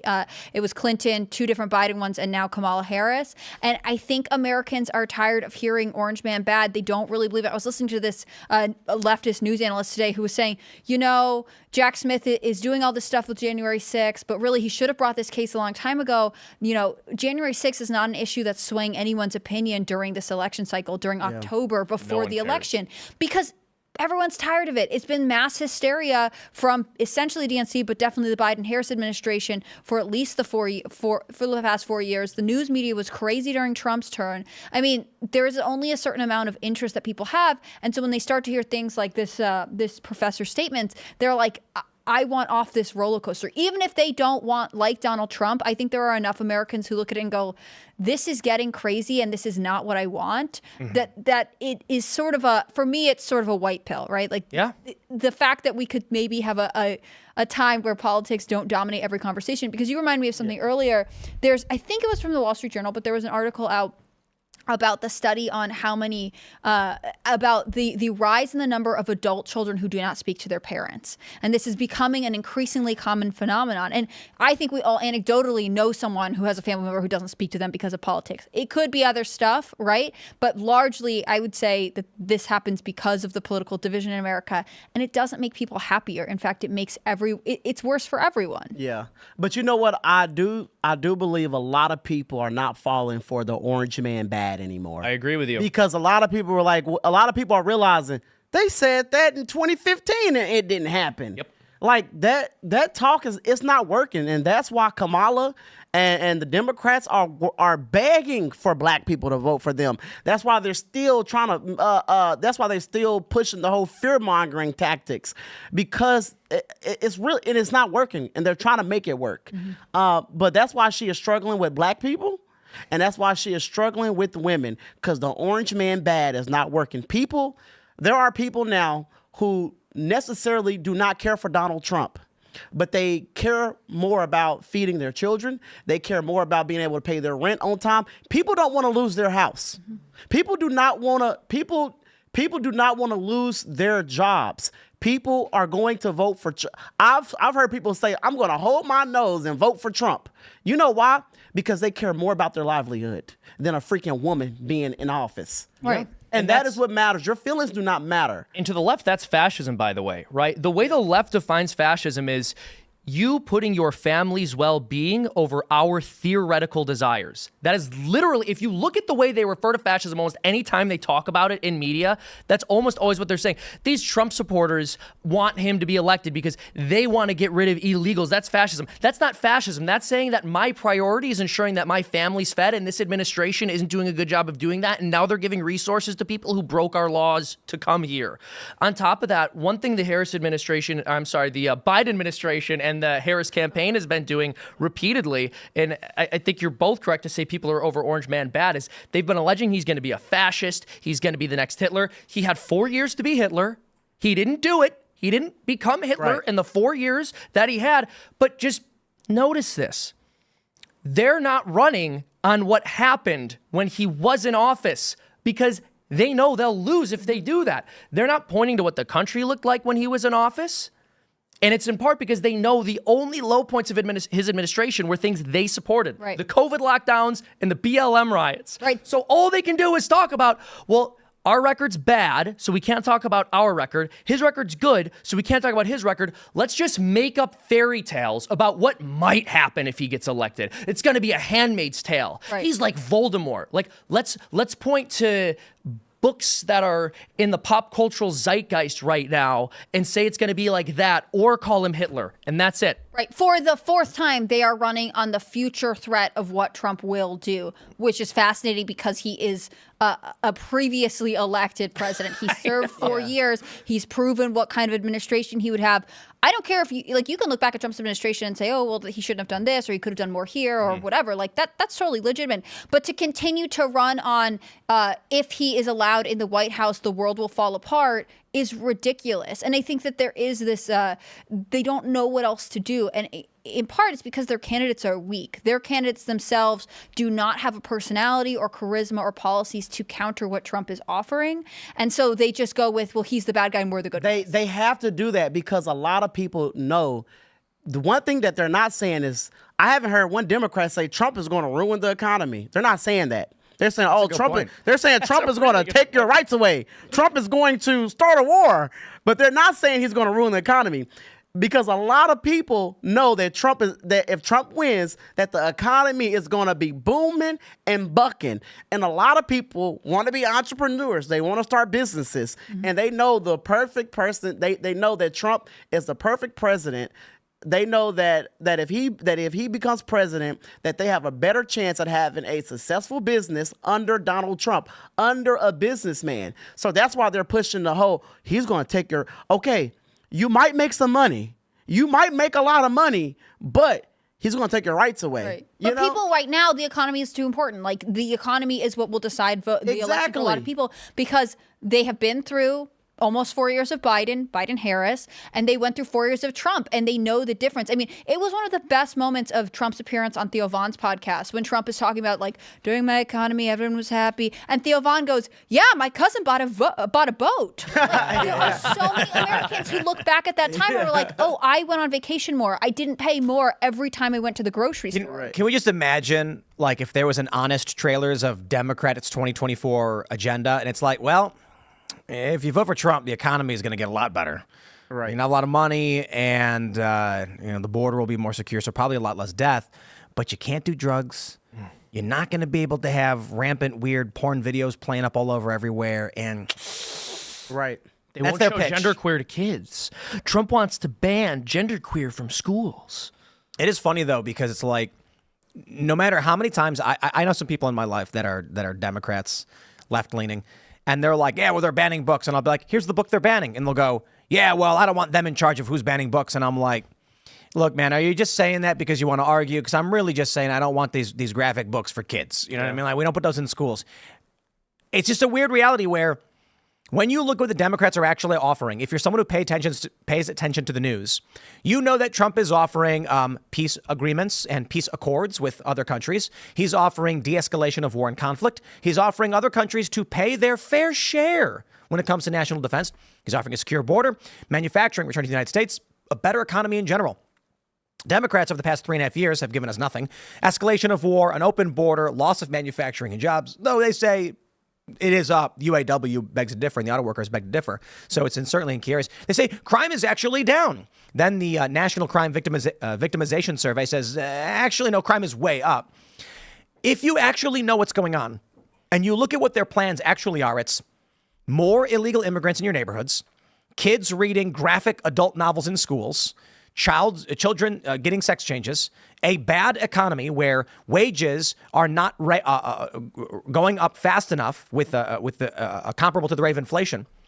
If you're actually paying attention, you're looking at the Democrats literally just being a downward spiral into degeneracy and destruction of this country. Exactly. And it's fascinating to me that the only arguments I get are Trump's a liar. And I'll go, yeah, but he's racist. Okay. And they're like, he says mean, nasty things. He's a bad person. He's been found liable of sexual assault and criminal fraud. I'm like, wow. So tell me again how Kamala Harris is going to fix the economy, help the victims of the hurricane, secure our borders, and end war. Because all you're doing is complaining about Trump. And I'll tell you this, if all those things about Trump were true, he would still be a better president than Kamala Harris. And it was Phil who mentioned it. If Trump did nothing that he promised, literally nothing, he's a better president than Kamala Harris. And I got to be honest, if Trump did 9 out of the 10 things that Kamala Harris would do, he's going to be a better president than Kamala Harris. Right. But she's the one stealing his platform right now. Look, Trump's not going to do what she's doing. I'm just saying. No. I'm kidding. I mean, I agree with you. A lot of what they're saying about him is complete nonsense. A lot of what they're claiming about him is a total smear. But even so, I find it hilarious when they try to fall back on, well, Trump's just not a good guy. As if we just have a plethora of moral and decent people in politics today to choose from. And Trump's the bad one. It's ridiculous. Kamala Harris isn't a good person. Everybody knows that. Nobody thinks she is. There's this viral video with this dude, Dean something or other, that was like on Jubilee or whatever, where he's sitting down in a chair and then these Trump supporters are challenging him and he's going like, well, Kamala Harris has got better character and blah, blah, blah. We invited him on the show. He said yes. And then the last minute he canceled on us.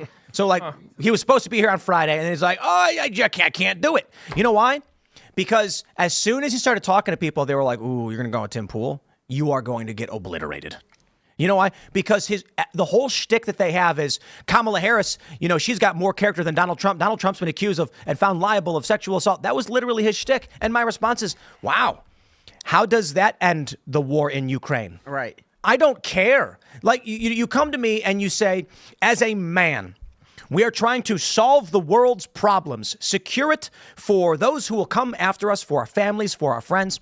And what we offer up with Kamala Harris is the same thing. She would do nothing different, but she's got better character than Trump. Okay, I'll give you that, but I got to give you something else. She's leading us into war alongside Joe Biden.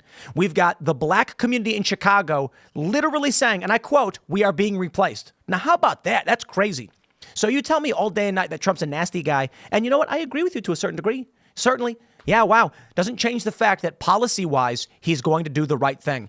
And for most Americans, especially working class people, and you got to understand the difference between working class and middle class. Working class people don't have the luxuries of 2 weeks vacation. They'll live in paycheck to paycheck. And Donald Trump's like, I'm a nasty guy, but I'm fighting for you. And they're like, I'll take it. I mean, on top of that, like, they talk about how mean Trump is in setting aside everything I said about just their moral quality, because you can't have immoral people, but who come off as kind. They don't come off as nice either. Like Joe Biden's a nasty guy. Joe Biden, he just come here, fat. Let's measure IQs. Let's do a push-up contest. Yeah. He's not nice to people. He's very rude. He trashes and insults people all the time. This is not like a decision between Trump and then someone who's just a nice, sweet dove who's kind to people. You lion dog pony soldier. You remember what he said? Lion dog faced pony soldier. You lion dog faced pony soldier. You should have put that on a hat. It would have made it more likable. And you know what? Another thing. I think they did. I doubt. Another thing that drives me crazy is when they bring up, his businesses went bankrupt. Oh, shut up. Come on. Now that is another talking point. Well, how's he going to fix the country when his businesses all went bankrupt? All of his businesses did not go bankrupt. If you have never been an entrepreneur or never started a business, then you don't know how hard it is. Sometimes you fail. And sometimes you. But it wasn't like an official. No, I know. Well, I think there's an important point to make about that, and I've said this before. But they'll say Trump filed for bankruptcy. Now, yes, his businesses did take advantage of bankruptcy law at different moments in time. However, while Donald Trump's businesses lost millions of dollars worth of their own money, Kamala Harris lost at least $42 billion of your money when she was put in charge of a project to expand broadband, and after 3 years still has not connected a single person to the internet. I do not care if a tremendously successful businessman at one point in time lost his own money. I'm concerned about the fact that Biden and Harris have lost trillions of my dollars and your dollars. That's right. Your dollars. Because I would say, Seamus, you have never had anything close to $1 trillion. It's all of our money. Collective. I have some claim to it. Well, actually, you don't know that, to be fair. I haven't released my tax returns yet. The gag that Seamus and I were working on was that all of Timcast Media was funded by my voice acting as Dr. Fauci on Freedom Tunes. Freedom Tunes, that's right. We're going to do a bit where I was like, Seamus, I haven't had a role in a long time. I need that royalty check. So can you write in Fauci on something for us? The IRL is going to go out of business. And I've done that before. before for Tim. We've done Fauci videos where it's like, I don't have a great idea for this one, but I know Tim is going to go under if I don't pen something that involves him. So he had one where Dr. Fauci is just walking the dog randomly for no reason in his video. And I'm kidding. Let's jump to the story from the Associated Press. We got this. FBI arrests Afghan man who officials say planned election day attack in the U.S. This is big news that broke the other day. They say that Nasir Ahmad Tahidi, 27 of Oklahoma City, told investigators after his arrest Monday that he had planned his attack to coincide with Election Day next month and that he and a co-conspirator are expected to die as martyrs, according to charging documents. Tahidi, who arrived in the U.S. in September 2021, had taken steps in recent weeks to advance his attack plans, including by ordering AK-47 rifles, liquidating his family's assets, and buying one-way tickets for his wife and child to travel home to Afghanistan, officials said. Well, we have this tweet from Ken Delanian. This is NBC saying, Scoop, the alleged Afghan terrorist charged this week worked as a security guard for the CIA in Afghanistan. The FBI is investigating whether he was radicalized before or after he came here in 2021 on humanitarian parole, a month after the chaotic U.S. military withdrawal. There are a bunch of conservatives right now who have been screaming since the U.S. started bringing in many individuals from the Middle East that we would be bringing in people who will be radicalized, who have been radicalized, or who are coming here for ill intent. And now they're upset that seemingly it's all been proven right. This guy worked for the CIA to a certain degree. And now they're alleging, I mean, maybe the FBI is wrong, I don't know, that he was planning an election day terror attack. It's almost like having that he confessed to that was his plan to do an election day terror attack. Right. Well, I mean, this is the reality of the Biden administration's immigration policy, which is right after the terrible withdrawal in Afghanistan that cost American service members' lives. They immediately open the doors to mass asylum migration, which I understand asylum is something that we want to do out of compassion. On the other hand, there were a lot of really terrible stories that came out of mass migration. I mean, there were asylum seekers from Afghanistan who were housed on military bases, and the military bases then had higher reports of, I don't know how to say it on YouTube without getting in trouble, but like assaults on children by older men. Yeah. And so there was this reality that we didn't ask them to go through a normal vetting process. Right. And so we now pay for the consequences of that. And I think this is something that we don't answer to enough or not us in this room, but the government doesn't answer to enough. Like, it is one thing to say we want to be compassionate. It's another to say we are going to put our weird sense of debt to another country above the safety of American citizens. And that, unfortunately, as hard as it sounds, is part of a strong vetting process for people who are seeking to enter this country legally, through asylum, whatever the means may be. Like, we have to know who's here. Yeah, I mean, when we've just completely given up on that, right? There are fundamentally two different positions that you can have with respect to immigration policy in America at this point. One exists on a spectrum, one does not. The one that exists on a spectrum is the one that the vast majority of Americans hold, which is there should be some legal process for vetting people who come here. There should be some restrictions on who we let into this country. We should have some idea of who's entering here. We should probably stop terrorists from entering. And then the other position is that's racist and you're mean. Yeah. We have to keep the border wide open. It is wrong to make any determination about who does or doesn't enter your country. Close the border. Close it. And people... And nobody out either. Stay. You stay right here, damn it. No. I don't know. I'm good without, you know. Yeah, no, leave. No, but seriously though, it is the law of the land. You have to come here legally. It's not racist. Come here legally. I'll point out in this case that, like, if they were offered asylum, they are legally entering the country. And this is where we have to talk about the consequences of mass legal immigration if we are not going to have a strong vetting process. If you're coming to my house looking for help, if you come through the back door, you're not looking for help. Why didn't you knock on the front door? Yeah. Why are you sneaking through the damn back window? If you coming for help. Because Joe Biden told them they could. Exactly. Because you're not coming here for help. You come here because you don't want to come here legally. Mm-hmm. Probably you don't want to pay the money. You don't want to come. You don't want to go through the process, and you're really not seeking asylum. Exactly. Well, that's why you're coming. That's why you're trying to come through the damn back door. You know. But people have to come here the right way. It's not racist because you can't do this in any other country. They will deport you too. Yeah, exactly. Well, you're absolutely correct. And one thing that leftists will do in response to you pointing out that people should come through the legal process is they'll show you an infographic about just how difficult it is to become an American citizen if you want to be an immigrant.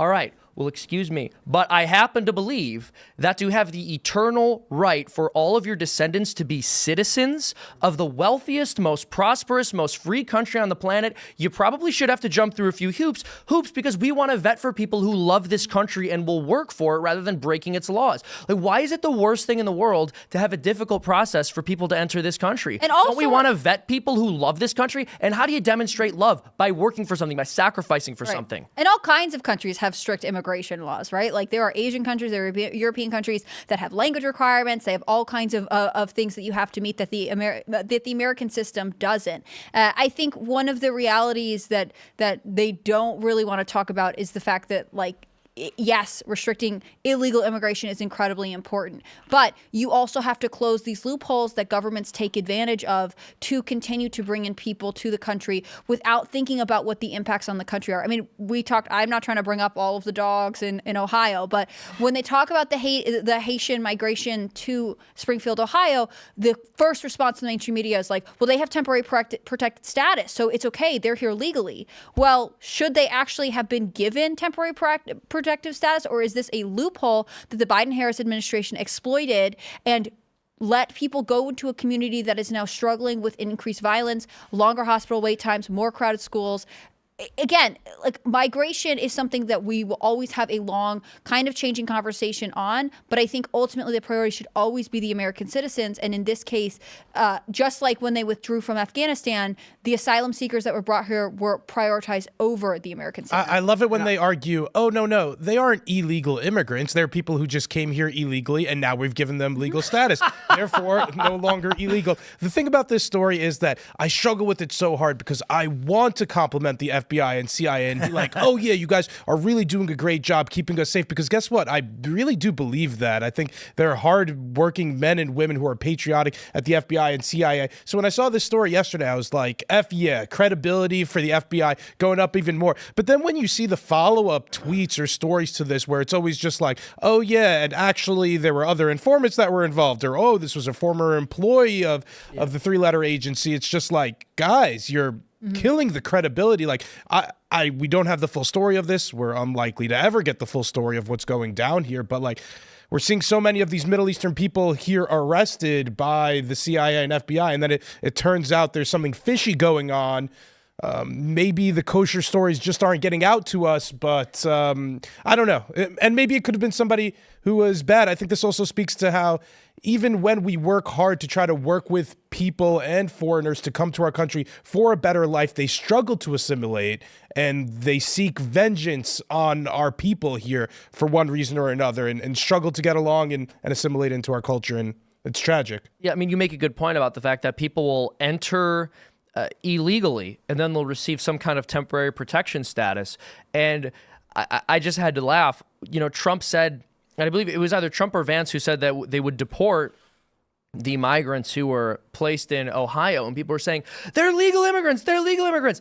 They were given temporary protection status.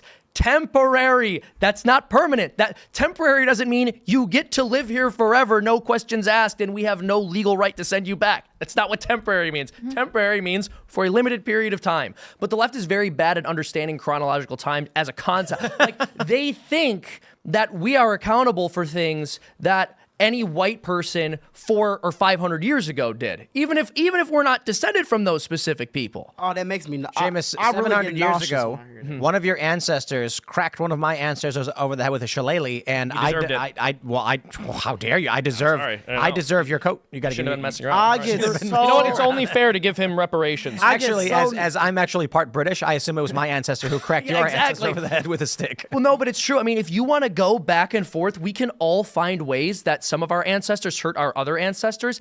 And the reality is, like, just given human genetic diversity, how many humans were, think about this. There are 7 billion human beings on the planet today, or approaching 8 billion, if I'm not mistaken. Wow. That's the largest the world population has ever been at any specific moment in time. There were times where there were millions of people. I mean, our ancestors end up all blending together.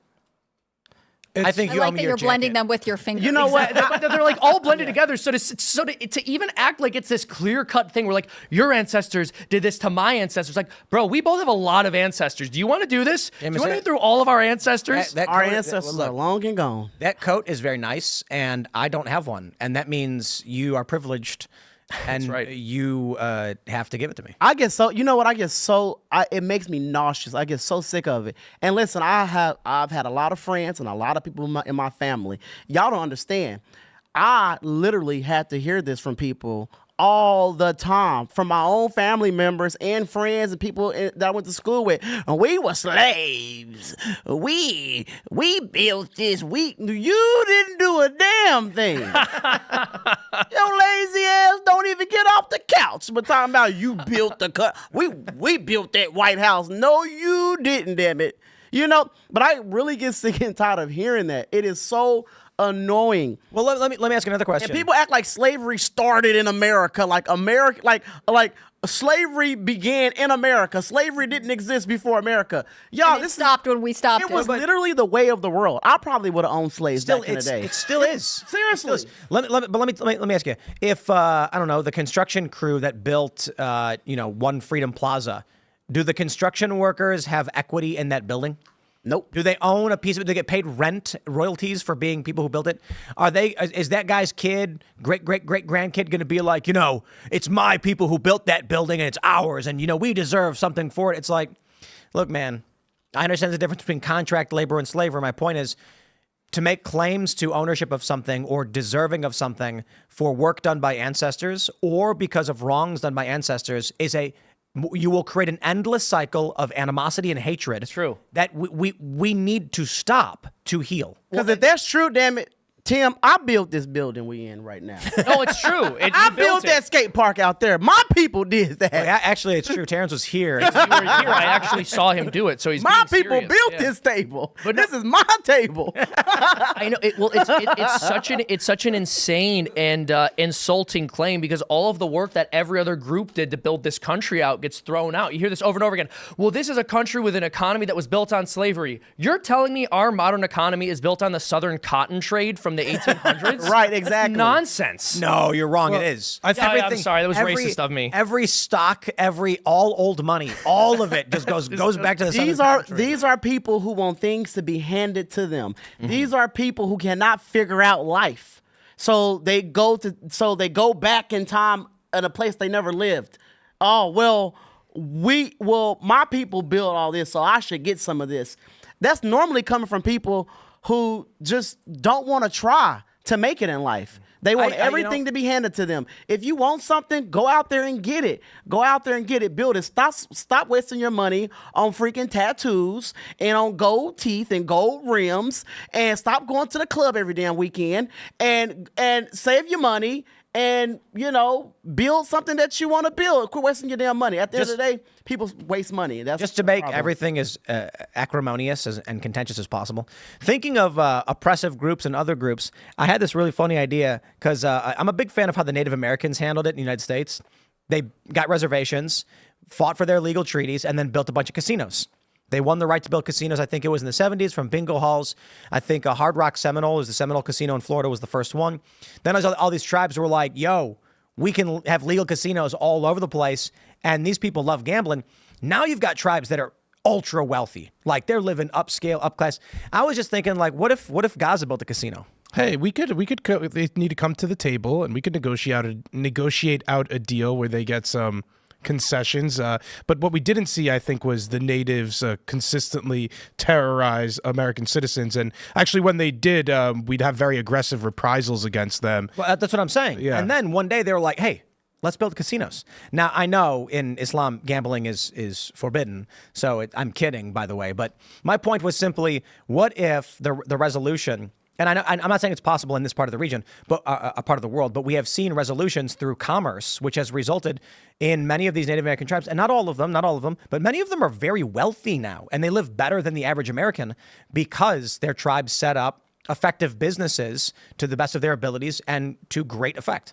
Yeah, I mean, if you want to be successful in the marketplace, you have to compete with the current paradigm. You can't sit there and be like, well, this was our land at one point in time, and therefore this economy is inherently corrupt, and we're not going to participate in it. I got to throw to Terrence right here, because you got to look at what the white man does. Okay, when Aunt Jemima was on a pancake box, proud, and the family was getting royalties from the sale of the classic brand that everybody knew and loved, Aunt Jemima.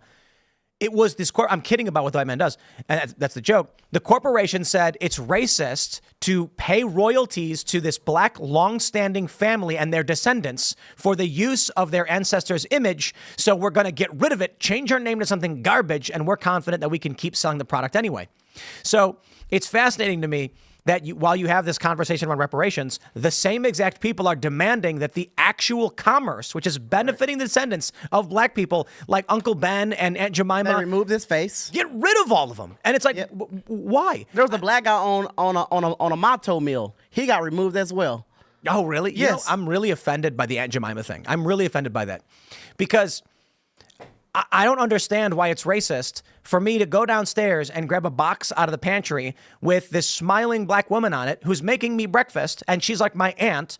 And the idea that I would wake up in the morning as a little kid smelling fresh pancakes, and there's some nice woman downstairs, I don't care if she's black, white, or otherwise, and she's making me pancakes, it's a good feeling. And they're like, get rid of that. We want the Pearl Milling Company on the box. They replaced a black woman's face with a white building. The building is white.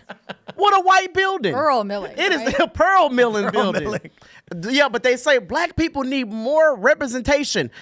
Now let's remove all their faces from all these food products in the store. Now there's only a white guy in the store, Quaker. He's shaking. And Quaker's happy as hell. He's like, oh, thank y'all so much. They kept Chef Boyardee. Yeah, they kept Chef Boyardee. They took the Native American woman away from Land of Lakes, Yeah. but they kept the land. By the Yes. way, and I just want to say that obviously none of these mascots or depictions are offensive, but if one was offensive, the Chef Boyardee one is kind of an Italian stereotype. Like the fact that you'd put an Italian guy in a can of pasta with this curly mustache and everything. The whole Aunt That's the Jemima guy. thing, I know. The whole Aunt Jemima thing, they said that white people looked at her like a slave. That's So Who said that? it's What just not weird? true. They said white people looked at her as a slave because they said she did make pancakes for a white family, and they believe that white people in America get a kick out of a black woman making them pancakes. This is Wow. Yes, they turned the whole. Yeah. This is the insanity of wokeness, okay? It's like, if you are a white person, you can't be happy that a black person is treating you to a delicious breakfast. Exactly. Like, Racist. yo, if Terrence made pancakes for me, I'd be like, wow, that's really nice of you. No, Terrence, you need to leave. No, here's what would happen. If you make the breakfast and you bring it out for people, we're like, no, a white person needs to do this. It's very offensive for you to. You cannot get credit for this. A white person has to bring this food out. Actually, wait. This is a really funny bit. You make pancakes for everybody, and then someone's like, whoa, we think it looks a little racist if a black guy's making food for everyone. Right. We're going to take it. And then Seamus takes it out. Everyone's like, yo, Seamus. I did it. Good I job. deserve credit. They were like, But wow, that's the Seamus, thing, these it's are like, great. Thank you so much. That's not even. It's possible that at some point in time, that's how people conceived of it. Even that I think is cynical. But it's not like there's a black stereotype about pancakes. It's not like people like have that it's waffle. association. People do make fun of it. Like people make jokes, say, "Oh, Terrence, you are their butler. That's why they're buying your pancakes, because they want you to be their butler. They want you to be their personal chef. You are the house slave, Terrence." But I get called a house slave now because This is crazy. So if I hire cleaners, is that a degrading thing? It's like, my house is dirty. I work all day. I have no time to do the dishes. Can I pay you to do the dishes? The cleaners are like, yeah, no problem. We'll provide that service. And it's like, how dare you pay them to do this? You're treating them like slaves. Here's my pitch, all right? Reverse DEI. You can only hire white people for those positions because it is racist for a non-white person to ever be in a position where they're serving a white person. Terrence, you also sell fried chicken. I do sell fried chicken. And this is the stupidest thing ever, because I'm going to say, I would imagine 95% of conservatives, If a black man showed up to a bunch of conservatives' barbecue with fried chicken, they'd be like, yo, they'd be all excited, be high-fiving him, and they would annihilate it because fried chicken is delicious. Yeah. The woke people would be like, That's racist. You're buck dancing for these white people. They're laughing at you. Like, it is not everybody. Most Americans love chicken. Most Americans love pancakes. I had fried It chicken. is not racist at all. You have tons of black people who cook. It's not racist because they have a white customer come in. You know, like it's not flattering. racist. Like, Also, Dude, there's a reason I you was never literally- see Irish people on food packages because Irish food tastes like crap. Like no one's like, yes, why don't I buy the Irish? The only one they put on is the Lucky Charms guy, and he's a cartoon. I really want to point out the absurdity of the stereotype of black people in fried chicken because It's I crazy. don't know a single person who hates fried chicken. it is crazy. Like Panda Express literally fries chicken and it's their staple of their store. They fry it and dump sugar all over it. Tim, I'm sitting at this table right now because of my very first video that I made. I was eating fried chicken in a car, talking shit about people who wanted to move back to Africa. That was you? That was me. When you're talking about Farrakhan? Yeah.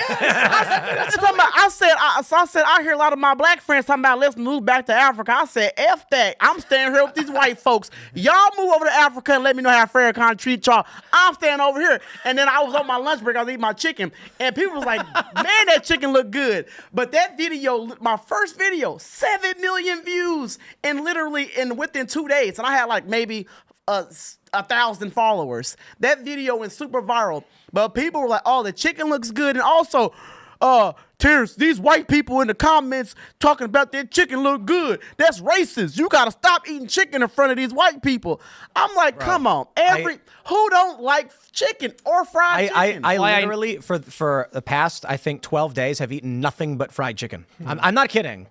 I'm worried. And I was, I took 1 day off where I had a steak and a wedge salad. Because I was like, at some point, if the only thing you're eating is fried chicken, you're going to die. When Google makes all of us wear Oculus implants, it's going to change whatever food someone is eating in your vision to something less stereotypical so you won't be offended. We got to go to Super Chats. Can I mention one more thing very quickly? Fine. I just want to say, every time Tim and I have talked about doing some kind of cross-promotion where I am the face of one of their coffee brands, alcohol is always involved because of my Irish ancestry. Not in the product. We've always joked about like something to do with alcohol, something to do with Irish coffee. And I've never been like, that is extremely offensive to me. Yeah, but that's not true at all. It was mostly alcohol, but there was one about having too many kids. That's they want us to reject our fertility as Irish people. Don't listen to them. We're gonna go to Super Chats. Ranch replacement. Smash the like button, subscribe, share the show if you do like it, because that's how it works, and become a member at timcast.com. Because if you don't, we'll we'll go do something else. Maybe I'll just spend my time with the chickens down by the river or something. But becoming a member, we got that members only show coming up at 10 p.m. And I imagine it's going to be fun and funny, so you don't want to miss it. Here we go. We got Jared the lifeguard. He says, check out the full comedy special that Ryan Long just released on YouTube. It's legitimately the funniest thing I have seen in a while. Right on. Korowag says, just found out that Michigan primary has had double voting from in-person and absentee ballots. There were 3 clerks and 4 people who are being charged. I think this is a good thing. They are checking now due to scrutiny. Very good. Interesting. Vociferon, Lord of the Winter Mist. Well, it's supposed to be Herald of the Winter Mist, meaning that he beckons its call. He beckons the mists. Originally, Vociferon was a mage wizard. In your morning show, you called me a furry. Since when did I become a furry? Vociferon. Vociferon is my IP, sir. You're not allowed. You're as copyright infringement. So for those who don't know, the stereotypical furry character that I use to represent the absurdity of New York City human rights law is Vociferon, Herald of the Winter Mists. He is the herald. He announces the coming of the winter mists. But based on the law in New York, if a guy showed up to work wearing a full wolf fursuit and said his full name was Vociferon, Herald of the Winter Mists, the company is legally required to call him by that full name. You can't say Vociferon. You can't say Herald. None of those things. Crazy. And they probably wouldn't, but that's what the law says. That's Dan's Tastic says, Shimcast is back, boys. We're back, baby. Limited time only. Limited time only. I'm gonna upset him. He's gonna kick me out. But for now, I'm here. Go to freedomtunes.com. Become a member. It was really funny because when we were talking, I was like, "Hey, Seamus is going to be here." Allison was like, "We still never got our spoons back," and I was like, "That's not funny. We get it, Allison." And she's like, "No, we didn't." It's not. And funny. So I was, I defended Seamus's honor, but thank you. That's right, because I'm a good friend. He is a good friend. And that's why we named it, and that's why I don't call the cat Seamus anymore. I call him James. Tim, I guess, did want me back. He's been very nice to me lately. Allison is jealous of our friendship. So we named the cat Seamus, but now I call him James. I appreciate because that. we don't respect the Irish. No, because James is an Irish name and therefore more fitting for a cat. No, James is no. I got it wrong. James is British. No. Oh no. Yeah, All hail the British. This is the worst day of my life. I'm leaving. Yeah. See. Your name is James. It's Seamus is the Irish variation of James. It's true. That's right. Or Jacob. James is the anglicized version of Jacob, and then Seamus is the Irish version. Yeah, you're James now. Oh no. You are hereby British. That's my slave name. Although I'm both British and Irish, so I get to I bounce a little back between both sides so that I no matter what I win. So do you get reparation? Like how does that work? Oh yeah, but I have to pay and give them. Oh, that's rough. And then some middleman gets a cut so it doesn't even out. Right. All right. The Clapper of Cheeks says Biden's first ever, that's a good name. Biden's first ever press conference in the press room happened at the exact same time as Kamala's first press conference. He obviously hates her. I do want to point out how, back in the day, you'd be watching the news and they'd be like, we have a letter here from John Smith who says, dear so-and-so. Now it's like we read super chats and it's like someone's name is Joe Biden's child sniffing problem or like Kamala Harris opening her mouth, like just weird names or whatever. Or the Clapper of Cheeks. Also, that was hilarious because, Joe, remember Trump said during the debate, he's like, Joe Biden doesn't even like her. She's nasty. And then it was the next day that Biden put the MAGA hat on. Do you remember that? Brilliant. I think Joe Biden has a right to be mad, even from a Democrat's perspective. Yeah, I don't think he's any worse of a candidate than Kamala Harris is. I think all else they're saying, they're roughly equal, have you really a similar. think so? I think they have a similar chance of winning or losing to Trump. I don't think she's a huge game changer for the Democrats. I don't think she's a +3 or +5 relative to where Biden was against Trump. I think they're about equal. Yeah, that's interesting. You think she's a better candidate than Biden was? I think she's a bad candidate. I do think she's better than Biden because he was polling worse than her after that debate. Like he totally tanked but that was clearly senile. It was a bad debate performance, obviously, but those things pass. I think Kamala had Come back to the mic. Oh, I was back here chilling. No, I totally disagree because you have a lot of Kamala's gonna have a tougher time because of this reason. You do also have people who will not vote for a woman. Period. Exactly. You have women who will not vote for a woman. You have men who will never vote for a woman to be their leader. Totally. A professor said something about that. You know what?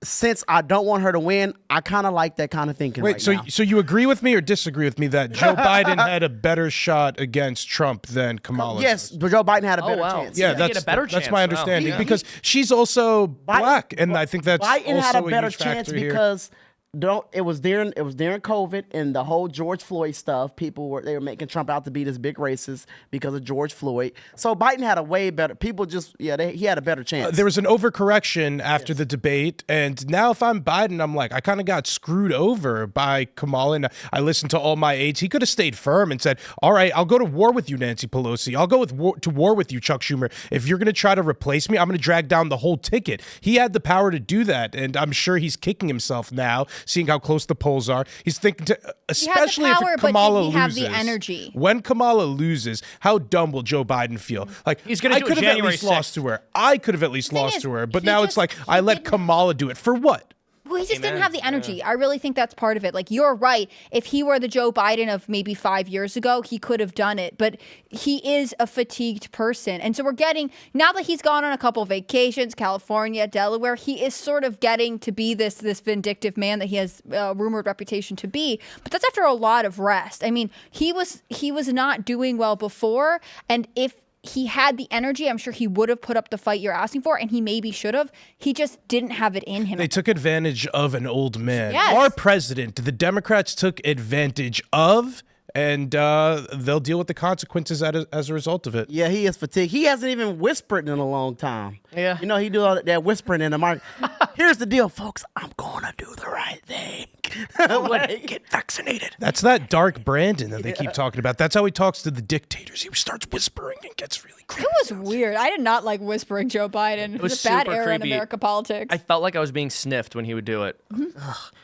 Anyway, Well, and it Kamala is making me miss good old Uncle Joe. Really trying to make that nickname happen. So Kamala Harris you happened? think Joe would stand a better chance? Of Yes, winning I the still think he Wow. would lose, but I think Joe Biden is a more formidable opponent because Kamala's a really bad political candidate, a very bad politician. Listen, I do not disagree with you that she's a really bad candidate, but the man is clearly demented. He beat Trump once. So. But I think now that the stress is off of him, he's actually kind of chilled out in a lot of ways. When he needed to go to war with Trump for a campaign, it was bad. Now he's been like, no, DeSantis is pretty good. And Kamala's like, uh-oh. He put on a Trump hat. I know, that was great. No other president would have done that. Like He's such a unifying figure, that Joe Biden, huh? We'll grab some more super chats. We got Robert Steinhauer says, what if we get a Hurricane Kamala this hurricane season? And would that be good or bad for Kamala? We can't because that's not how the naming mechanism is. So I think the next one's Nadine. Nadine. Yeah. So we're not going back that direction in the alphabet, unfortunately. So no Kamalas. None of that. Although, with the name like Kamala, you'd know it was intentional if they named it that. right. They should name one after Kamala because she is a disaster. KKC says, Spoon Man, come together with your hands. Save me. I'm together with your plan. Save me. You know, the Soundgarden. What a great song. Good band. Well, I would know who that refers to because I'm not a spoon man. That song probably The came only one at the out table before who you were born. responded. Probably. What year did it come out? I think it was 94. Just before me. Yeah, just missed me. I think it was 94. Apparently, wasn't 1994 like this crazy year of all of these massive albums? So like Soundgarden, Smashing Pumpkins, Nirvana, like just like Alice in Chains, all of them dropped at once. They just missed me. Yeah. Yeah. All right, what do we got here? What's happening here? Kate C. says, 10 years ago, there was a satire starring Julia Louis-Dreyfus called Veep. Kamala Harris's actual vice presidency is a satire of Veep. Ha! Well, it's funny because she refuted that, the actress. She was very angry. She's like, no, Veep is more like Trump.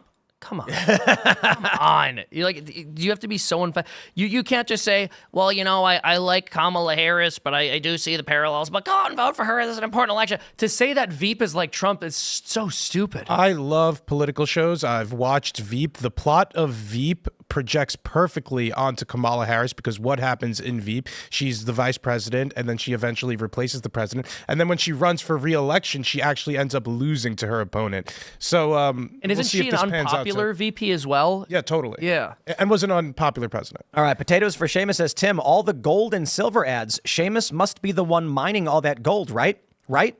Man, Seamus, the mine seems to have been good for you with your area of rainbow expertise and needs. Well, I will say, Seamus is the one mining all of the gold, but the mine belongs to Elaad. Yeah, I was going to say, I thought I was going to say, which stereotype, which of us does that stereotype belong to? I thought the Irish kept their gold in pots. They didn't need to mine it. Yeah, that's what we do. We're brilliant bankers. We leave our gold in a pot somewhere in a field and just hope nobody finds it. Only after That's a why long we're so rain. successful. After a long rain, how's it supposed to put it near a rainbow? I had the biggest smile do on my say face that. while Tim was railing on Seamus until the end where he whipped it around to me and just wiped the smile off my face. Have you done any ads for gold? I feel like that would be spot on. You'd be a great Oh, salesman. yeah. Only the If leprechaun. you guys want to find the pot of gold, and then I would just. I wonder if our sponsor would get mad if I did with like an Irish accent and like, you know? I'm Irish. I'm allowed to say that. Is that racist to say? That's really racist. You're not Irish enough to say that. Where does that stereotype come from? Irish people having gold? I have no idea. Leprechauns. Yeah, The no- pot of Leprechaun. gold thing. Y'all remember the Leprechaun movie? The idea Those are was so it good. was The scary they were so leprechaun. racist. Yeah. I gotta tell you a story. This is a true story. I am not exaggerating. So when we were back at the old studio, in the front room, which is like the first floor, we had a big TV, Seamus knows. And I was watching, I think it was Leprechaun 3 or something, I don't know. And Seamus is like, he's walking in the room and you're like drinking a coffee and you're like, how's it going, buddy? And then not kidding, he literally says this. And then he looks at the TV screen and it's at the scene where the main character had previously been bitten by the leprechaun. and was turning Irish.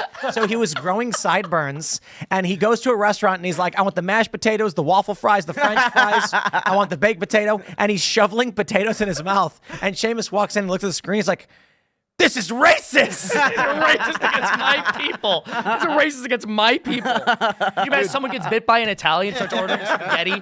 I want mashed potatoes on French fries. Potato wedges. I'm not kidding. In that movie, the guy gets bitten by the leprechaun and starts turning Irish. He grows mutton chops. Like, why? Like, Wouldn't we just be a happier country if you could make that about any race? Like, we would just have more fun. Everyone's so uptight. you can make one where an Asian guy bites a guy and then all of a sudden he's good at math. I got permission from an Asian to do that, so I'm allowed. Well, so the problem is because I'm only part Asian, full Asians tell me literally I'm not Asian enough. they're But like the woke ethno-purists. ones. Yeah. Like the funny thing is, anyone who's like a good, normal, rational person, like if we're hanging out and someone makes a stereotype joke, we're all laughing with each other. Yeah. But then when you're hanging out with woke people, it's just like you're walking on eggshells. You know what it is, dude? There's this weird thing, like when you observe a couple that's healthy, they're able to tease each other and make fun of each other. But there are those really creepy couples who hate each other and they disguise jabs as jokes. So uncomfortable. And it's really uncomfortable. And I think because racial tensions are so high that when someone makes a racist joke, people think that they're disguising a jab as a joke. But when race relations are healthy, people realize like it's just teasing, dude. We're just making fun of each other. It's not that deep. I know, and it's funny because it's meant to be absurd, not correct. Yeah. Like I was saying, it's shocking to me that the idea of fried chicken is considered racist or offensive. Because it's like, are black people the only people who like fried chicken? Dude, we have like 17 chicken chains in this country because literally every race of every background, if there's one thing that would unify all races, it's fried chicken. It's true. And you know who Popeyes was owned by Al Copeland. He's a white guy. Chick-fil-A is owned by a white guy. Church's Chicken is owned by a white guy. Most of these chicken places, Zaxby's owned by a white guy. Raising Cane's owned by a white guy. White people own most of these popular fried chicken chains. That's the real conspiracy. That's a real conspiracy. White people love fried chicken. You skipped over KFC. Is KFC owned? KFC. KFC's owned by a white guy Owned too? by a or- white guy I thought too. you were doing it on purpose. Yeah, he's owned by a white guy too. Yeah, but then I mean, look, literally every single fast food restaurant serves fried chicken too. Yeah. In some form or another. But it's like, so how is it insulting when it's just like, you can't claim that. Everybody wants fried chicken. I'm going to have it tomorrow, I guarantee you. Well, I think basically anyone, over the age of 25 remembers in America where you could joke about race, where people weren't so uptight and offended in clinging to their racial group in a way that made them hate fried everybody. chicken? Who invented fried I chicken? have Scottish. no idea. The Scottish, see? I believe it was a Scottish. He is a Wow. Scottish. They Yeah, did they something boiled it in oil, and everybody loved it ever since. That was Surge's right. people. The African Americans? no, Serge No. also So, Scottish. that's also true. He is. What do you he's mean? Scottish. He's ethnically Scottish. But that's funny because he is from Africa. Yeah. All right, here we go. Bill Hoekstra says you should have Sean Ryan on the show. We would love to have Sean Ryan on the show. That would be epic. That'd be very, very great. Cody McPherson says Sean Ryan is great. Should have him on IRL or Culture War. Think a Joe Rogan Navy SEAL, but actually has faith in God. Rumor is Joe Rogan's talking about having Trump on now. That would be amazing. He should. I feel like he's explicitly promised not to. I might be misremembering, He but did, in he the could past change his he mind, said, right? "Oh yeah, he can." I hope. Yeah, he but does. now that literally everyone's done it, he's like, it's like, what does it matter? I hope he gets both of them. If he got Kamala as well, that would be a very. Can you imagine They Kamala won't sitting bash him as down? much because everybody else Joe. has. I feel like he'd do a respectable interview with her though, because he has done one very respectable interview in the past with Bernie Sanders, where I thought he should have been more adversarial. But we'll see if she does it. Bernie Sanders is, for as much as I dislike him, he's way better on his feet than Kamala. She would do an awful job if she went on Joe Rogan. Like him just asking basic questions would look really bad for her. All right, Disaster 977 says, hey, Tim and Co. Looks like Cenk Uygur's streaming at the moment. Stream's called Kamala Harris Now Losing the Race. Ruh-roh. Did you guys see Anna Kasparian left the left? Like literally, did, yeah. She wrote a big post being like, I am now independent and unaligned. And in it, she wrote how she had been blinded to what was going on until she had been sexually assaulted by a homeless guy. And there's a fascinating little snippet in there where she says, in response to her saying, don't call me a birthing person, a bunch of leftist channels started making fake, out-of-context smears against her to exploit the controversy for money. And she was shocked that it was happening. And it's so fascinating because she's done that to me. It's but you know what? Like, with all due respect, Didn't think the leopards would eat my face. Exactly. Yeah. But no, look, I don't make videos where I'm like, haha, Anna is so dumb and Cenk is so dumb or anything like that. I made a video about Anna today because she's doing something good. And, you know, this is the thing. The drama stuff is big traffic. You know, when Sam Cedar makes a video about me, it's like the only stuff that he can do that actually generates traffic. So shout out to you, Sam. I hope you revel in it. You're making a lot of money off of my name, and more power to you. But if you look at his channel, you'll see he doesn't do it all the time, but he does it a lot. And it'll be like, you know, Donald Trump says this, and it's got like 60,000 views, and it's like Tim Pool is stupid, and it's 500,000. And I'm like, wow. You know, it's really, look, you should start bashing yourself, dude. I know. Videos on the side, you're like, I'm not, my name's Grim Schmool. We should just literally start doing IRL segments where like Tim Pool's dumb, and then it'll get 500,000 views, and I'll be like, we all just sit here and trash it. We just roast you for 2 hours and then clip it. No, but it's not even so much about, it's not so much that the videos are about hating on me. It's about my name is massive in the search engine on YouTube for whatever reason. And no surprise, we were featured on the front page last night, default. I've been on thinking YouTube. about how to grow my YouTube. You gotta get in that mic. I've been thinking about how to grow my YouTube. I'm gonna just start reporting on all yours. I'm gonna start reporting on your story every day. Just trashed him. So last night on Tim Pool, no, for real though, there was a student I met. He was a cool dude. He's got a very small channel. His videos get a couple hundred views. He did an interview with me, and on his channel, it's got like 150K now. And all of his other videos at 500. And I'm just like, man, why do people like listening about me? You know what I mean? Like, there's more people who listen to commentary on me than who listen to this show. So it speaks to your influence in the space. You are extremely influential in the right-wing media space. All I'm trying to do is whinge online. You know what I mean? I'm just trying to complain. Yeah. That's all I want to do, you know? But then everybody, you know, they're all complaining about me, I guess. So it comes with the territory.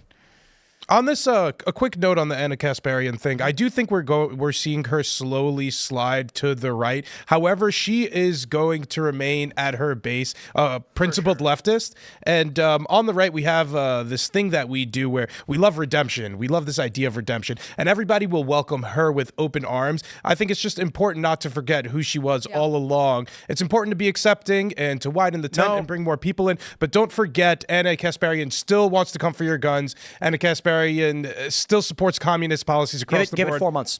I think she'll remain there. No, I tell you, this happens. I hope I'm wrong. This happens to every single person who finally takes off the blinders. When she finally watched the Kyle Rittenhouse stuff, she was like, oh, but that's not what they said happened. Wait, it wasn't 3 black guys he shot? It was 3 white guys? Like, wait a minute, I was told something else. Then she's like, well, I was wrong about that. Then she comes out and says, I was wrong about that. What's going to happen is, one by one, she's going to be walking through the room where everyone's like, and you were wrong about this, and you were wrong about that, and you were wrong about that. And she's eventually going to be like, I was completely wrong about guns. Mm-hmm. We're seeing all of TYT slowly make their way to the right. Dave Rubin at first. Oh, there's a really funny video where it's like a picture of Anna pointing at, and then an arrow pointing at Dave Rubin. And it was like, the title was Anna Goes Full Rubin or something like that. Well, because Anna talks so much trash about Dave Rubin and his evolution, which she is mimicking right now. It's just very rich. I half agree with you. I think you make a really good point, which is that conservatives will find somebody on the left who has said something vaguely conservative and then turn them into an idol. And I think that's insane and even suicidal for our movement.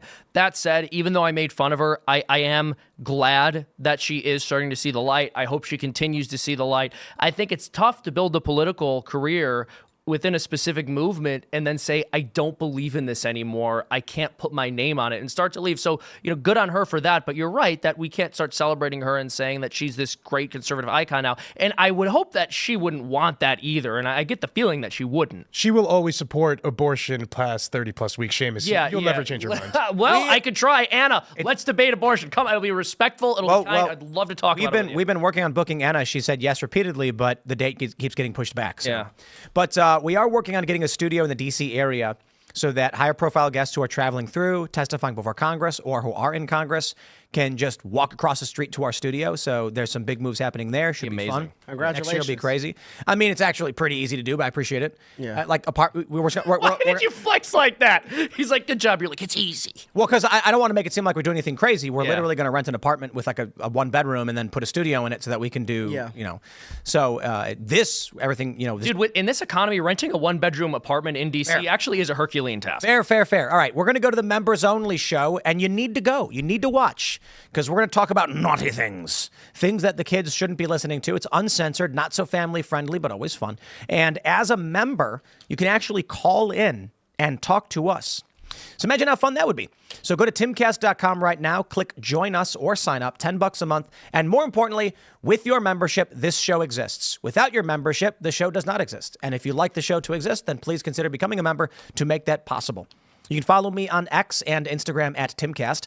My morning show, Monday through Thursday at 10 a.m. I know I've got way less subscribers there than we do here. So go to youtube.com/TimcastNews and subscribe, because I do a 10 a.m. to noon morning show, and it's a lot of fun. So make sure you do that, and you can share the show as well. Terrence, do you want to shout anything out?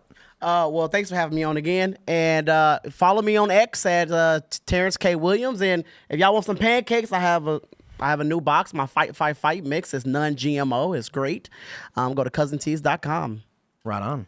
My name is Seamus Coughlin. I am glad to be back for a while. If you guys enjoy what I have to say and you like my work, please go over to Freedom Tunes on YouTube and subscribe. More importantly, if you enjoy the cartoons and you also enjoy what I have to say and you want for me to be able to continue, go to freedomtunes.com, become a member. We release a behind-the-scenes podcast where we talk about the making of specific episodes, and we also have, I want to say 50, 60 cartoons that are only behind the paywall that only members are able to see. So go over to freedomtunes.com, become a member. There's also stuff like at a certain donation level, we'll draw a cartoon character view, that type of thing.